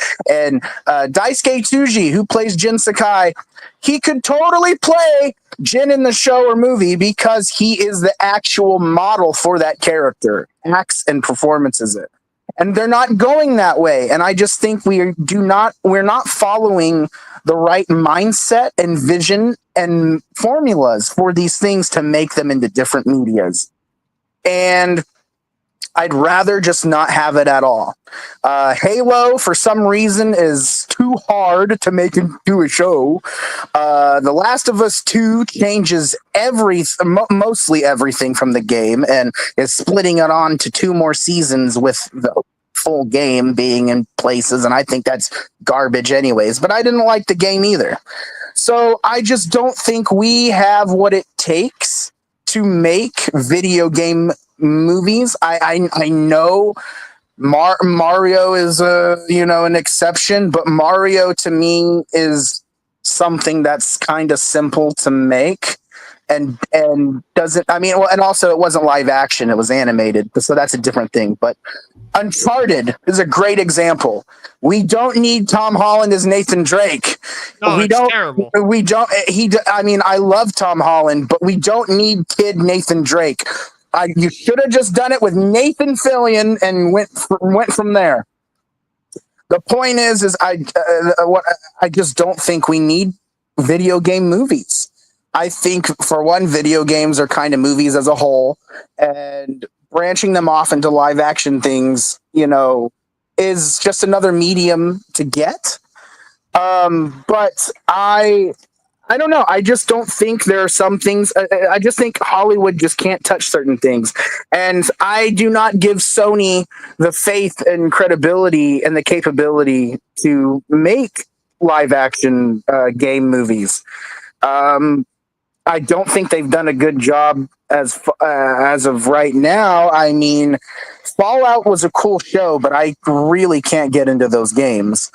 Yeah, I mean, I don't know. I mean, shit. I kind of liked the 2005 Doom movie, but do you call that a video game movie? I don't know. I just don't think that we need video game movies. And I guess to also call back to your question earlier, animation or live action, that's where I kind of also play the devil's advocate, because it kind of just depends the medium as well, because it's like, I can totally see Gears of War being a movie. Make it dark and gritty with practical effects, have locusts and men in suits and, Dave Bautista shooting people and stuff. I think that would be cool. Maybe that's an exception, but also at the same time, that's also a recipe to be just destroyed and done wrong. And I just don't think that our game franchises that we know and beloved need that type of reputation. And I think that it's just a curse, because Sony, Microsoft, all these companies, they're making these things for cash cows, and it just harms the IP. And I just don't think we necessarily need them. But again, I don't know. I walk back on that because I also can see how there can be possibility for certain things, like a Zelda movie could be cool. Like you said, Peter Jackson directing that's a great idea, because I love Lord of the Rings, and I love The Hobbit, and I love Lord of the Rings, and and I love Peter Jackson's King Kong.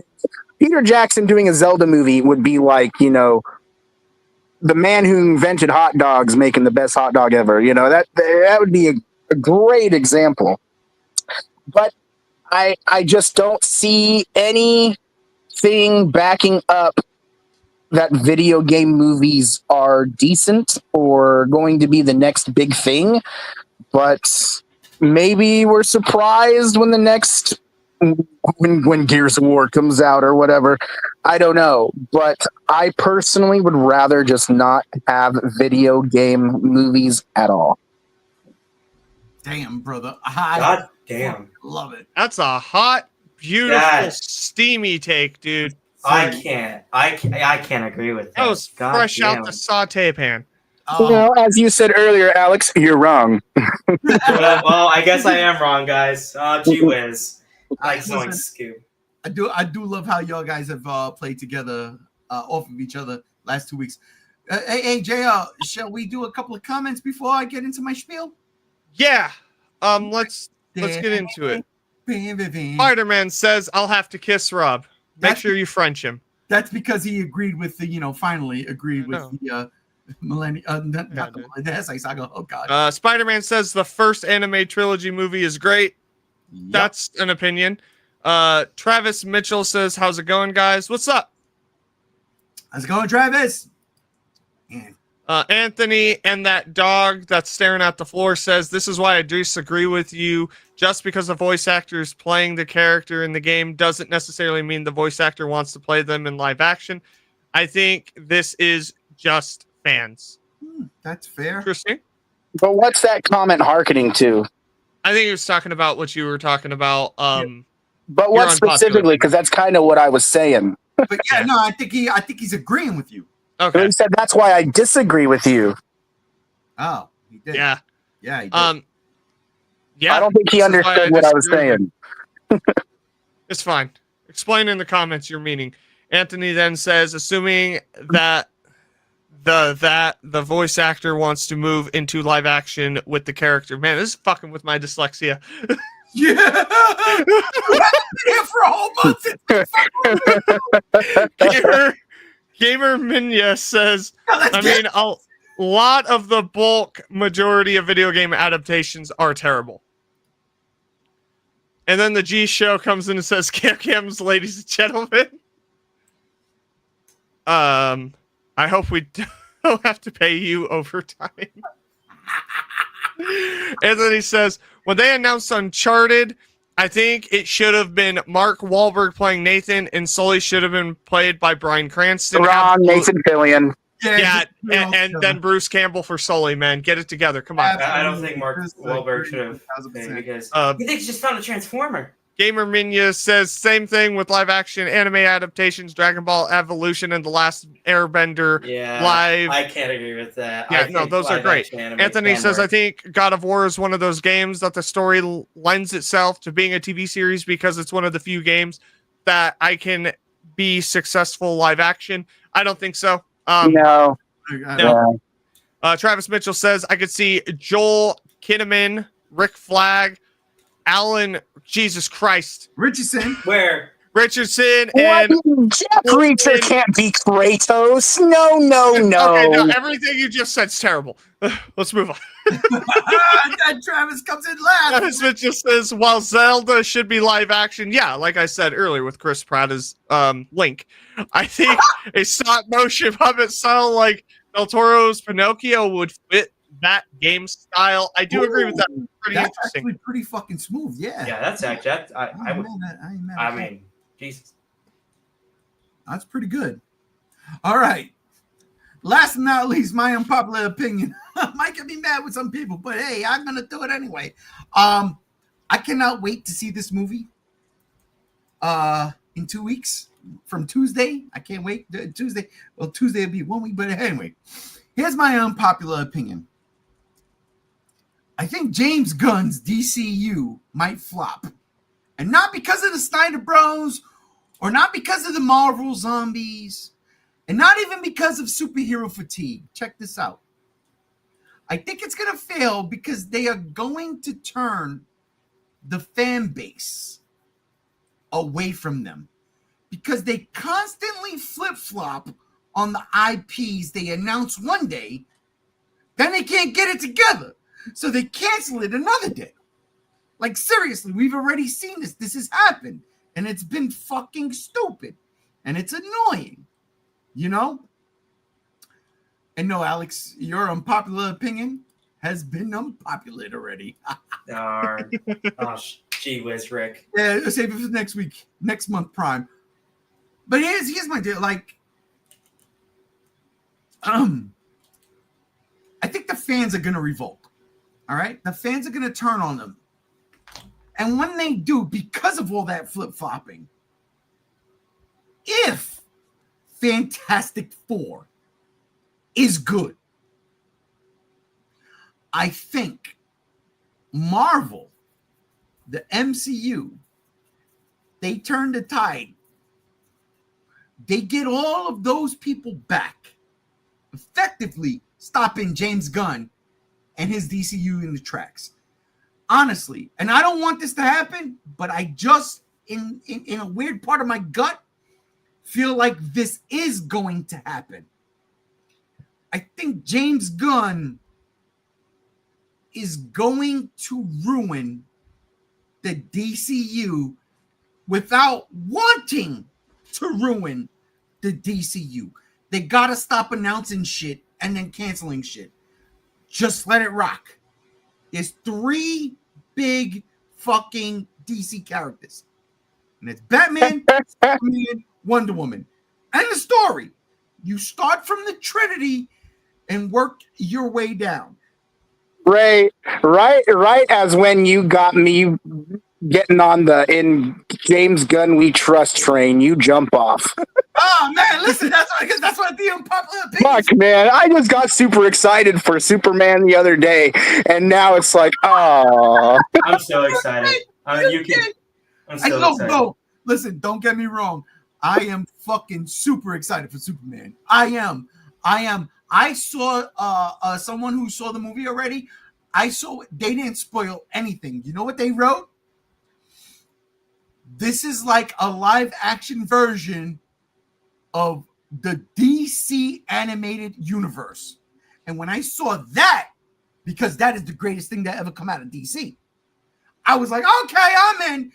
And that's the whole thing. If you're gonna adapt that, if you're gonna try to adapt that, then let's fucking go. Let's fucking go. But the constant changing, the flip-flopping. I mean, look, you look at something like Clayface. They had, somebody wildly popular with a certain crowd that was like, I'll go see this movie, not because it's a DC movie, just because of the fucking the writer-director. Then they flipped it. It was like, all right, well, this guy's just writing. He's not going to direct it. And then they might take liberties. And you're like, wait, what? You look at what the Batman Part 2 is happening with, before we came on air. Or actually when we were on it, whatever it was. Yeah, we were on air. Where JR was like, yeah, Matt Reeves has finally got the script on James Gunn's desk. What does that mean, though? Yeah. What does that mean? Because this Elseworlds things might work, but at the same time, you can see it wrapped up.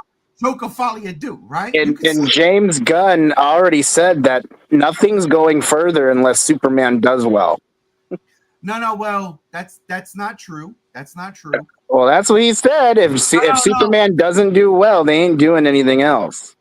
Not as far as filming, but Supergirl's already wrapped. Green Lanterns are already in production. That's almost wrapped. Like whatever they are filming right now is going to happen. Unless they decide to pull the plug. I think it's gonna be. I don't know. I think it's just gonna be a testament. Like, yeah, right now it's rough, and I agree with you. Right, I completely agree with you. With that, it's rough right now. Like, there's so much uncertainty because they're trying to relaunch a cinematic universe, and it's scrambled. I think the problem is James Gunn should have kept his mouth shut. Instead we're doing Superman. Yes. Yeah. That's it. Yeah, I can actually agree with that. The second you start saying we're gonna do all of this shit and then that shit's starting to get canceled, yeah, you've got fans that are like, what the fuck, dude? Like it's like Russian fucking roulette with James Gunn right now. Perfect example. Perfect. And these IPs that he fucking announced are the ones being shot at. Look, I have no doubt Superman's gonna fucking do great. It's going to. Superman. But I agree because like we have nothing to follow Superman up right now that's ready to go because of this Russian roulette shit. Supergirl is finished. It's in the can. Yeah, I wonder how long. Like it takes like a year and a half to edit. Yeah. So according to him, that's the next movie. So if this Supergirl 2026. I'm there. I'm there day one for Supergirl. I have a crush on Supergirl. So yeah, but you got to remember, in between, we've got a Peacemaker coming out in August, season 2. Yeah, that's a part of it. We've got hopefully Creature Commanders season 2. Creature Commandos. That was a fantastic show, by the way. Creature Commandos was dope. So and then the Lanterns, the Green Lantern show. That's gonna be good. That's good. Yeah. I have a question for you, Ray. Do you think it's just going to be a bad movie, or do you think it's just going to be torn up by the public? Torn up by the public. Listen. I have not watched Guardians of the Galaxy 3 again since the theaters, but I haven't seen it at all. I remember when I watched it in the theaters. I remember saying to myself, this doesn't feel like the first 2 movies. I know he's trying to get the sympathy for Rocket and these animals and shit, but it did not feel like the first 2 movies. And the reason why I thought that and I felt that way was because Disney shunned him, because Disney fired him. And he went to DC during the pandemic and made Suicide Squad, the Suicide Squad, which you didn't have to go to the movie theaters to go see because it came out on HBO Max. And they gave him free reign. And then all of a sudden, Disney was like, and Marvel was like, oh, we're sorry, please come back. And I felt like what James Gunn made, and everybody and himself will absolutely argue against this, and I totally understand why. Because you're not gonna fucking say, yeah, I did it because of that. No, you're gonna be like, no, I put my all into this fucking movie. But what I saw in the third Guardians movie was nothing special. The first one I never wanted to see. Then I saw the first 10, 15 minutes of it in Disney, and I was like, what the fuck is this? This looks fantastic. I had no idea. I didn't read Guardians. I didn't know what it was. All I'm seeing is this right now. I know what the MCU is. And I'm like, this looks insane. I want to see this now. I went and saw it. I loved it. Part 2, I fucking loved part 2. I'm in a minority there. It's, as far as the first and second one. But I fucking love part 2. I love the fucking soundtrack. I love what they did. I love the father-son relationship. Maybe that's a daddy issue. I have no idea. But I fucking love Guardians 2. Guardians 3, I only seen it that one time in the theater. It's been out, what now? 3 years? 4 years? I don't know. I was working in the movie theater business when that movie came out, and that felt like a decade ago. Haven't seen it since, and it's been on Disney Plus. I could just go and plug it in whenever I want. And I might do it this weekend. Who knows? But it was just like, it didn't leave me with this like, oh, I want to buy this when it comes out. I want to watch it again. Yeah, I kind of got lost with the whole Star-Lord grieving thing. It just threw me off from the franchise after that. But that's my point. Like, it felt like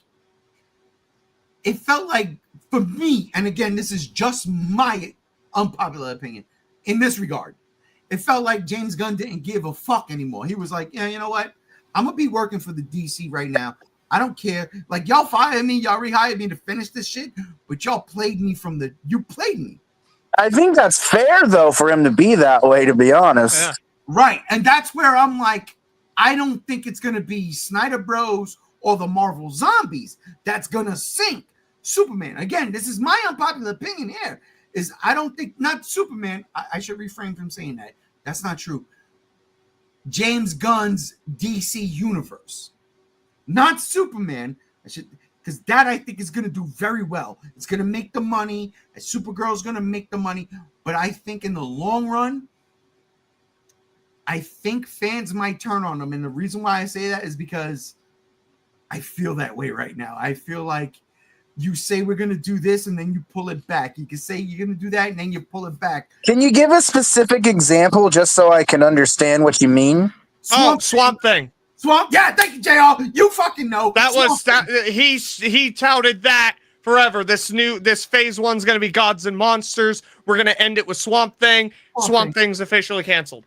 Swamp Thing's officially canceled. So it's nothing specific about Superman in general, though. Is that it? It's the universe in general, the DC. It's his whole launch of this universe where, when he first did that video 2 years ago, he was like, we're doing this, and this. Okay, now I totally understand where you're going.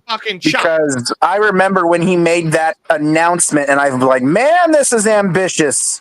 Yes. And that's when he said that, like, if Superman didn't do well, we ain't going forward with other things. Exactly. And that's the thing. That's my unpopular opinion. That Russian roulette, man. Yeah.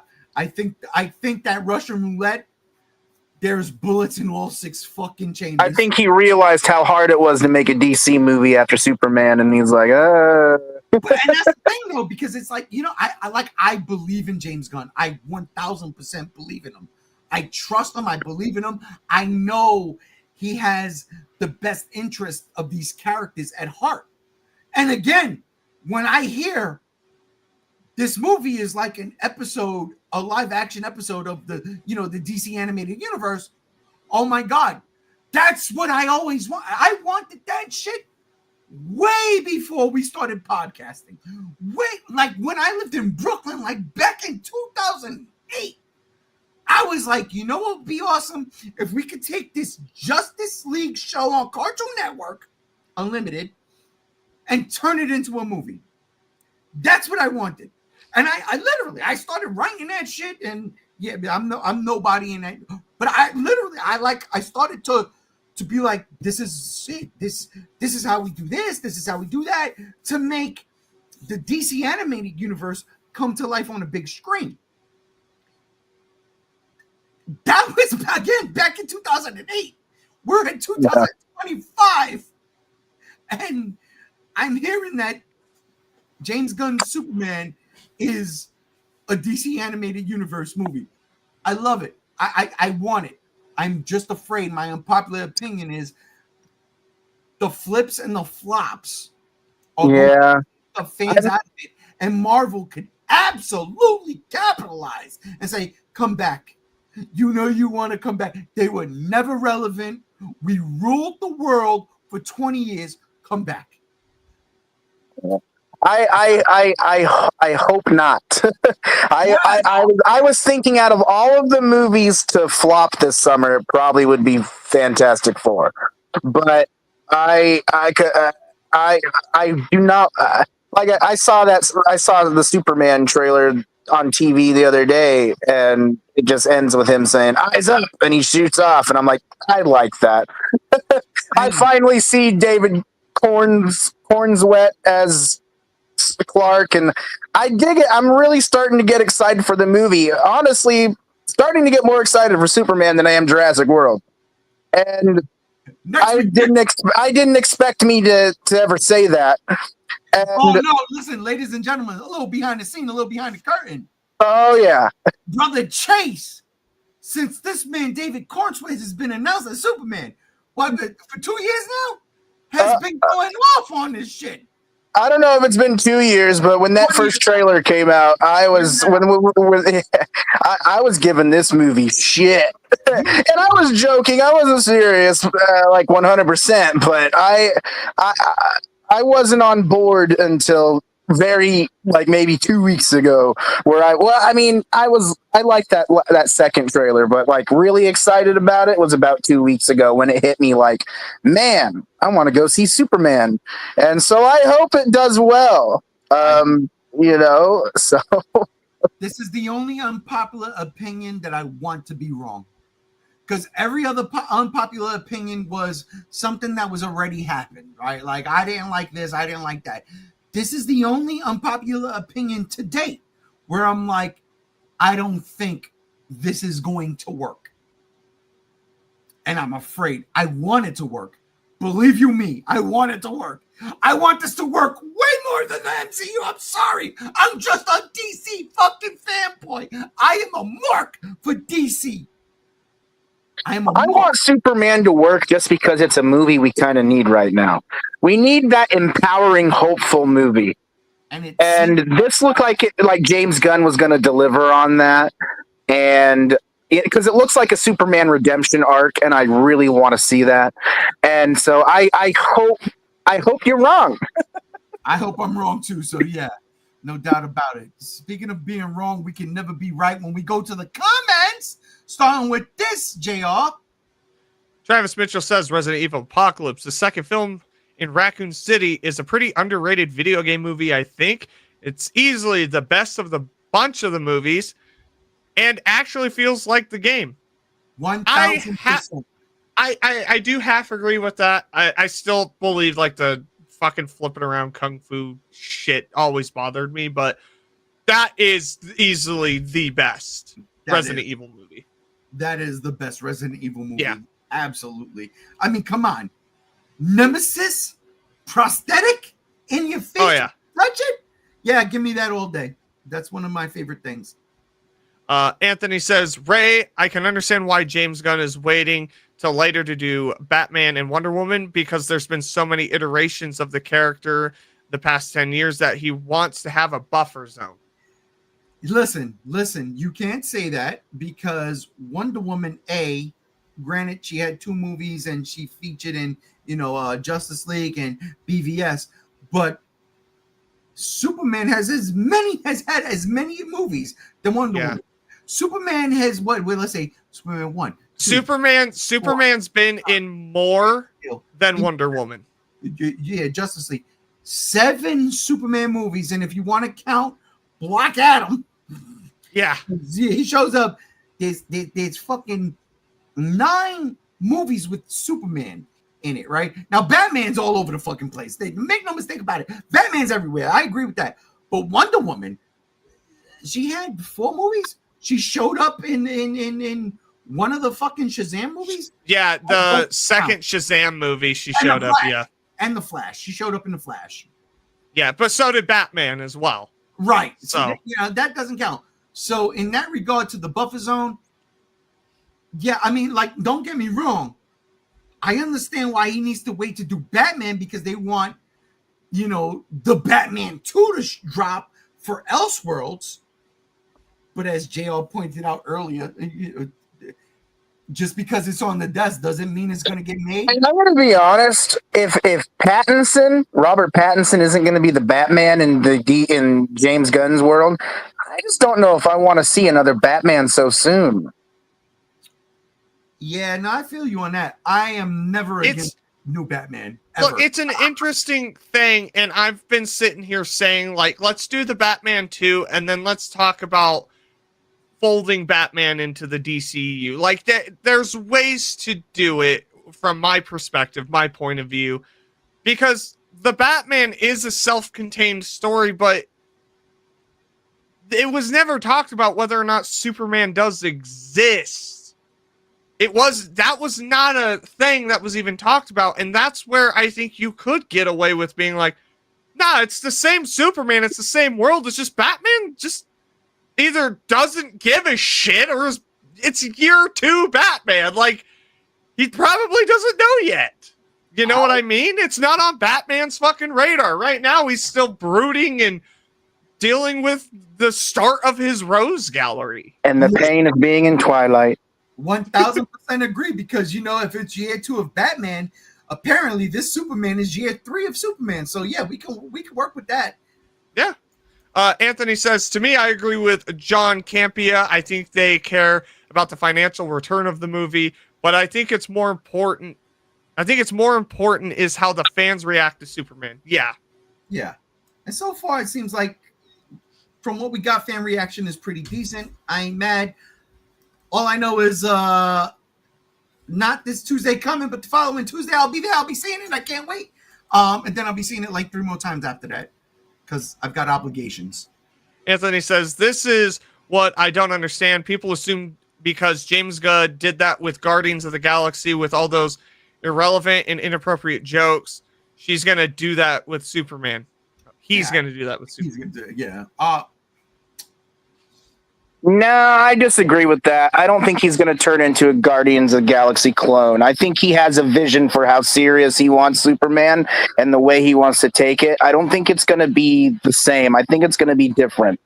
Yeah. It's going to have humor, but it's not going to be toilet humor.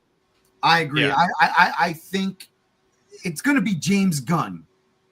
That's the thing. Like, if you look at Marvel, right, and what they did, and then look at those Guardians of the Galaxy movies, and even in those sequences where the Guardians pop up in, let's say, Infinity War, that's James Gunn humor. If you look at the MCU humor and then Guardians, it's different. There's a disconnect, and it's not in a way where it's like, this doesn't make sense.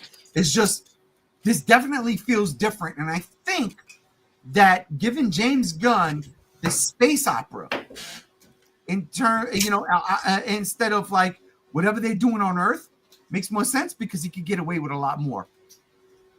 I don't think Superman's gonna have that type of problem. Anthony says, and have Clark do dick jokes and irrelevant, inappropriate humor. That's not happening. Yeah, that's not happening unless he sees 28 years later. Yeah. Anthony says, maybe he originally thought he was going to do Swamp Thing at the end of this phase, and maybe he changed his mind and is waiting to do Swamp Thing and maybe a Clayface movie in the next phase, which is fair, but don't fucking announce it to begin with. But we know it is, right? And again, this is one of the reasons why, for my popular opinion, is like, we got Clayface for, written and directed by this particular person, and then all of a sudden it is now just written by. And now the director gets to do whatever they want, whoever the new director is. And I think that's going to turn people off. And that's why I say I'm afraid, that's my popular opinion, that the DCU is going to fail just like Snyder's. But, whatever. Anthony says, I think people just assumed that James Gunn was going to bring back Henry Cavill as Superman and they just felt David was Nah. just a clone of Henry. They look Again, nothing another thing I alike. disagree with. The problem is you got to understand when they try to get a profile for Superman, it's not a clone. It's just they're trying to find people that look like Clark Kent, and Henry Cavill was just one of those guys. It's not a clone, so I just don't agree with that, Anthony. I don't think it's a clone either. Like, you know, well, it could be a clone in terms of the movie, because if it's 3 years into Superman's what was where I don't think Henry Cavill Superman would be having an argument with Lois Lane like David Cornsweats is in his Superman, you know. All right, so I'm all right. I'm not trying to spoil nothing because I don't know nothing, but this is my theory, and I said this theory before, but I don't take that as David Cornsweat being a clone of Henry Cavill. I don't. This is a completely different Superman in that regard. I don't think James Gunn was ever going to bring back Henry Cavill as Superman. But I think. Okay, I see what you're saying, Anthony. That's all I got to say about that. Yeah, personally, I don't think like David Cornsweat and Henry Cavill look alike. Like I. Oh. Just, Well, you know what? A younger version. I could totally see it, but dude. Henry Cavill. It's weird to say this. He's a sexy man. Oh, he is, no doubt about it. Like David Cornsweat, like he's a good-looking dude, but he's not chiseled. Like Henry Cavill to me looks like the, how would I put this? Handsome Squidward of Superman. Yeah. And David Cornsweat looks like the kid from Kansas. Exactly. But that's the thing. If you look at David Cornsweat's face and Henry Cavill's face, it's kind of like a younger version of Henry Cavill. Maybe, but, yeah. But at the same time, we know that Man of Steel was the origin story. So this has nothing to do with that. This is his own thing. And then Anthony said, JR, when you get a chance, read my unpopular opinion. I'm not sure where it is. I've been looking through chat. If you want to post it real quick. We went through all of it. Yeah. So I probably hit it. Yeah. Let me know if I did. And then he says, tell me when I look at Henry, I think he would have been a better Batman, to be honest, because of his physique. You gotta get a guy that has a raspiness to him, and he doesn't. He has a very stoic, like empowering personality. I don't think he would done. I don't see Batman when I look at Henry Cavill. I see Wolverine maybe, but not. No, don't say that. Don't say that out loud. Come on, brother Chase. Hey, we already saw it in Deadpool. Yeah, the Wolverine. Oh no, the Cavalry. No, he's gonna be, if anything, he's gonna be Captain Britain, because he's British. But listen, ladies and gentlemen, on that note, it's time to wrap up. So I want to thank everybody here. But before we go, you know what? Let's wrap up. And then we're gonna have a little piece saying. Alex, thank you for joining us. Thank you for being available on time today. Welcome. Yeah, it was fun, and that's it. That's about it. So, yeah.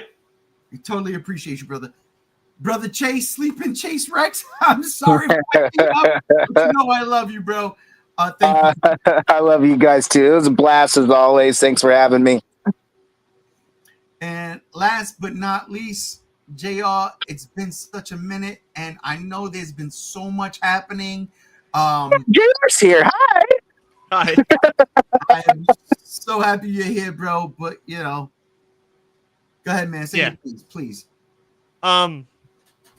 So I'm gonna try my best without crying because this is fairly recent. I found out 2 days ago that my best friend, his name was Travis Hamilton, passed away. He was my best friend. We did so much together, figure shopping, movies. He's the first person to show me like Cannibal Holocaust, stuff like that. He watched the show almost every Friday. He didn't comment too often, but he was like always here watching us. I would talk to him after the show on the phone sometimes, but I saw him almost every Saturday, and unfortunately he passed away. And I just wanted to, hey, if y'all ever get in that headspace, just fucking reach out, please. Like, seriously. Like, I'll talk with you till the end of time to make sure you're feeling better. But yeah, I just wanted to give him a shout out because he did like watching, and he was such a huge part of my life, even into my YouTube channel and the projects we would do and the panels at Gem State Comic Con, because he was helping me write questions. Thank you, Anthony. I appreciate it. Like, he was just the most down-to-earth dude, one of the funniest and nicest, sweetest human beings I'd ever met. I love you, Travis. I'm gonna fucking miss you. Thank you, Travis, for watching us and everything you did. Just being here while we just talked, and the times you would chime in, man. We appreciated you. I appreciated you. I love you, man. Yeah, man, listen, and on that note, I ain't got nothing to say, man. Travis, rest easy, my brother. Condolences, JR. Rest in legacy, Travis. Absolutely, JR. Love you, brother. And I thank you for joining us in the stream when, there's been so much going on. It was nice to join to get my head off of things for a minute. Absolutely. And you know how we go. At the end of the day, I want to thank everybody for joining us out there. Seriously, everybody in the chats. Anthony, thank you so much. Spider-Man, Monsterverse Rodan, fuck God, what's Godzilla dude? Godzilla guy, thank you. I want to thank all of y'all, seriously. Gams, thank you. So going around, I appreciate all of y'all, and again, man, hug your loved ones. Yeah. Hug your loved ones. Because you're so sorry, JR. And I love all of y'all. Seriously. I hate to plug the next week, but I gotta plug the next week. Plug it. Next week, ladies and gentlemen, we will be doing the live stream on Thursday. We will not do the live stream on Friday. Friday, what you will get is commentary from Independence Day 1 and Independence Day Resurgence. That's right. We're going to give you commentary. It's not going to be live. We're going to pre-record it, but that will be up on Friday. But on Thursday, join us. We will be here with our Jurassic World Rebirth review and whatever news drops, like fucking Michael Bay coming back to Transformers. Good God Almighty. But that'll do it for this episode of the G Show podcast. Ladies and gentlemen, thank you all for being here. I am G1, and you know what it is. We out of here. Peace. Peace.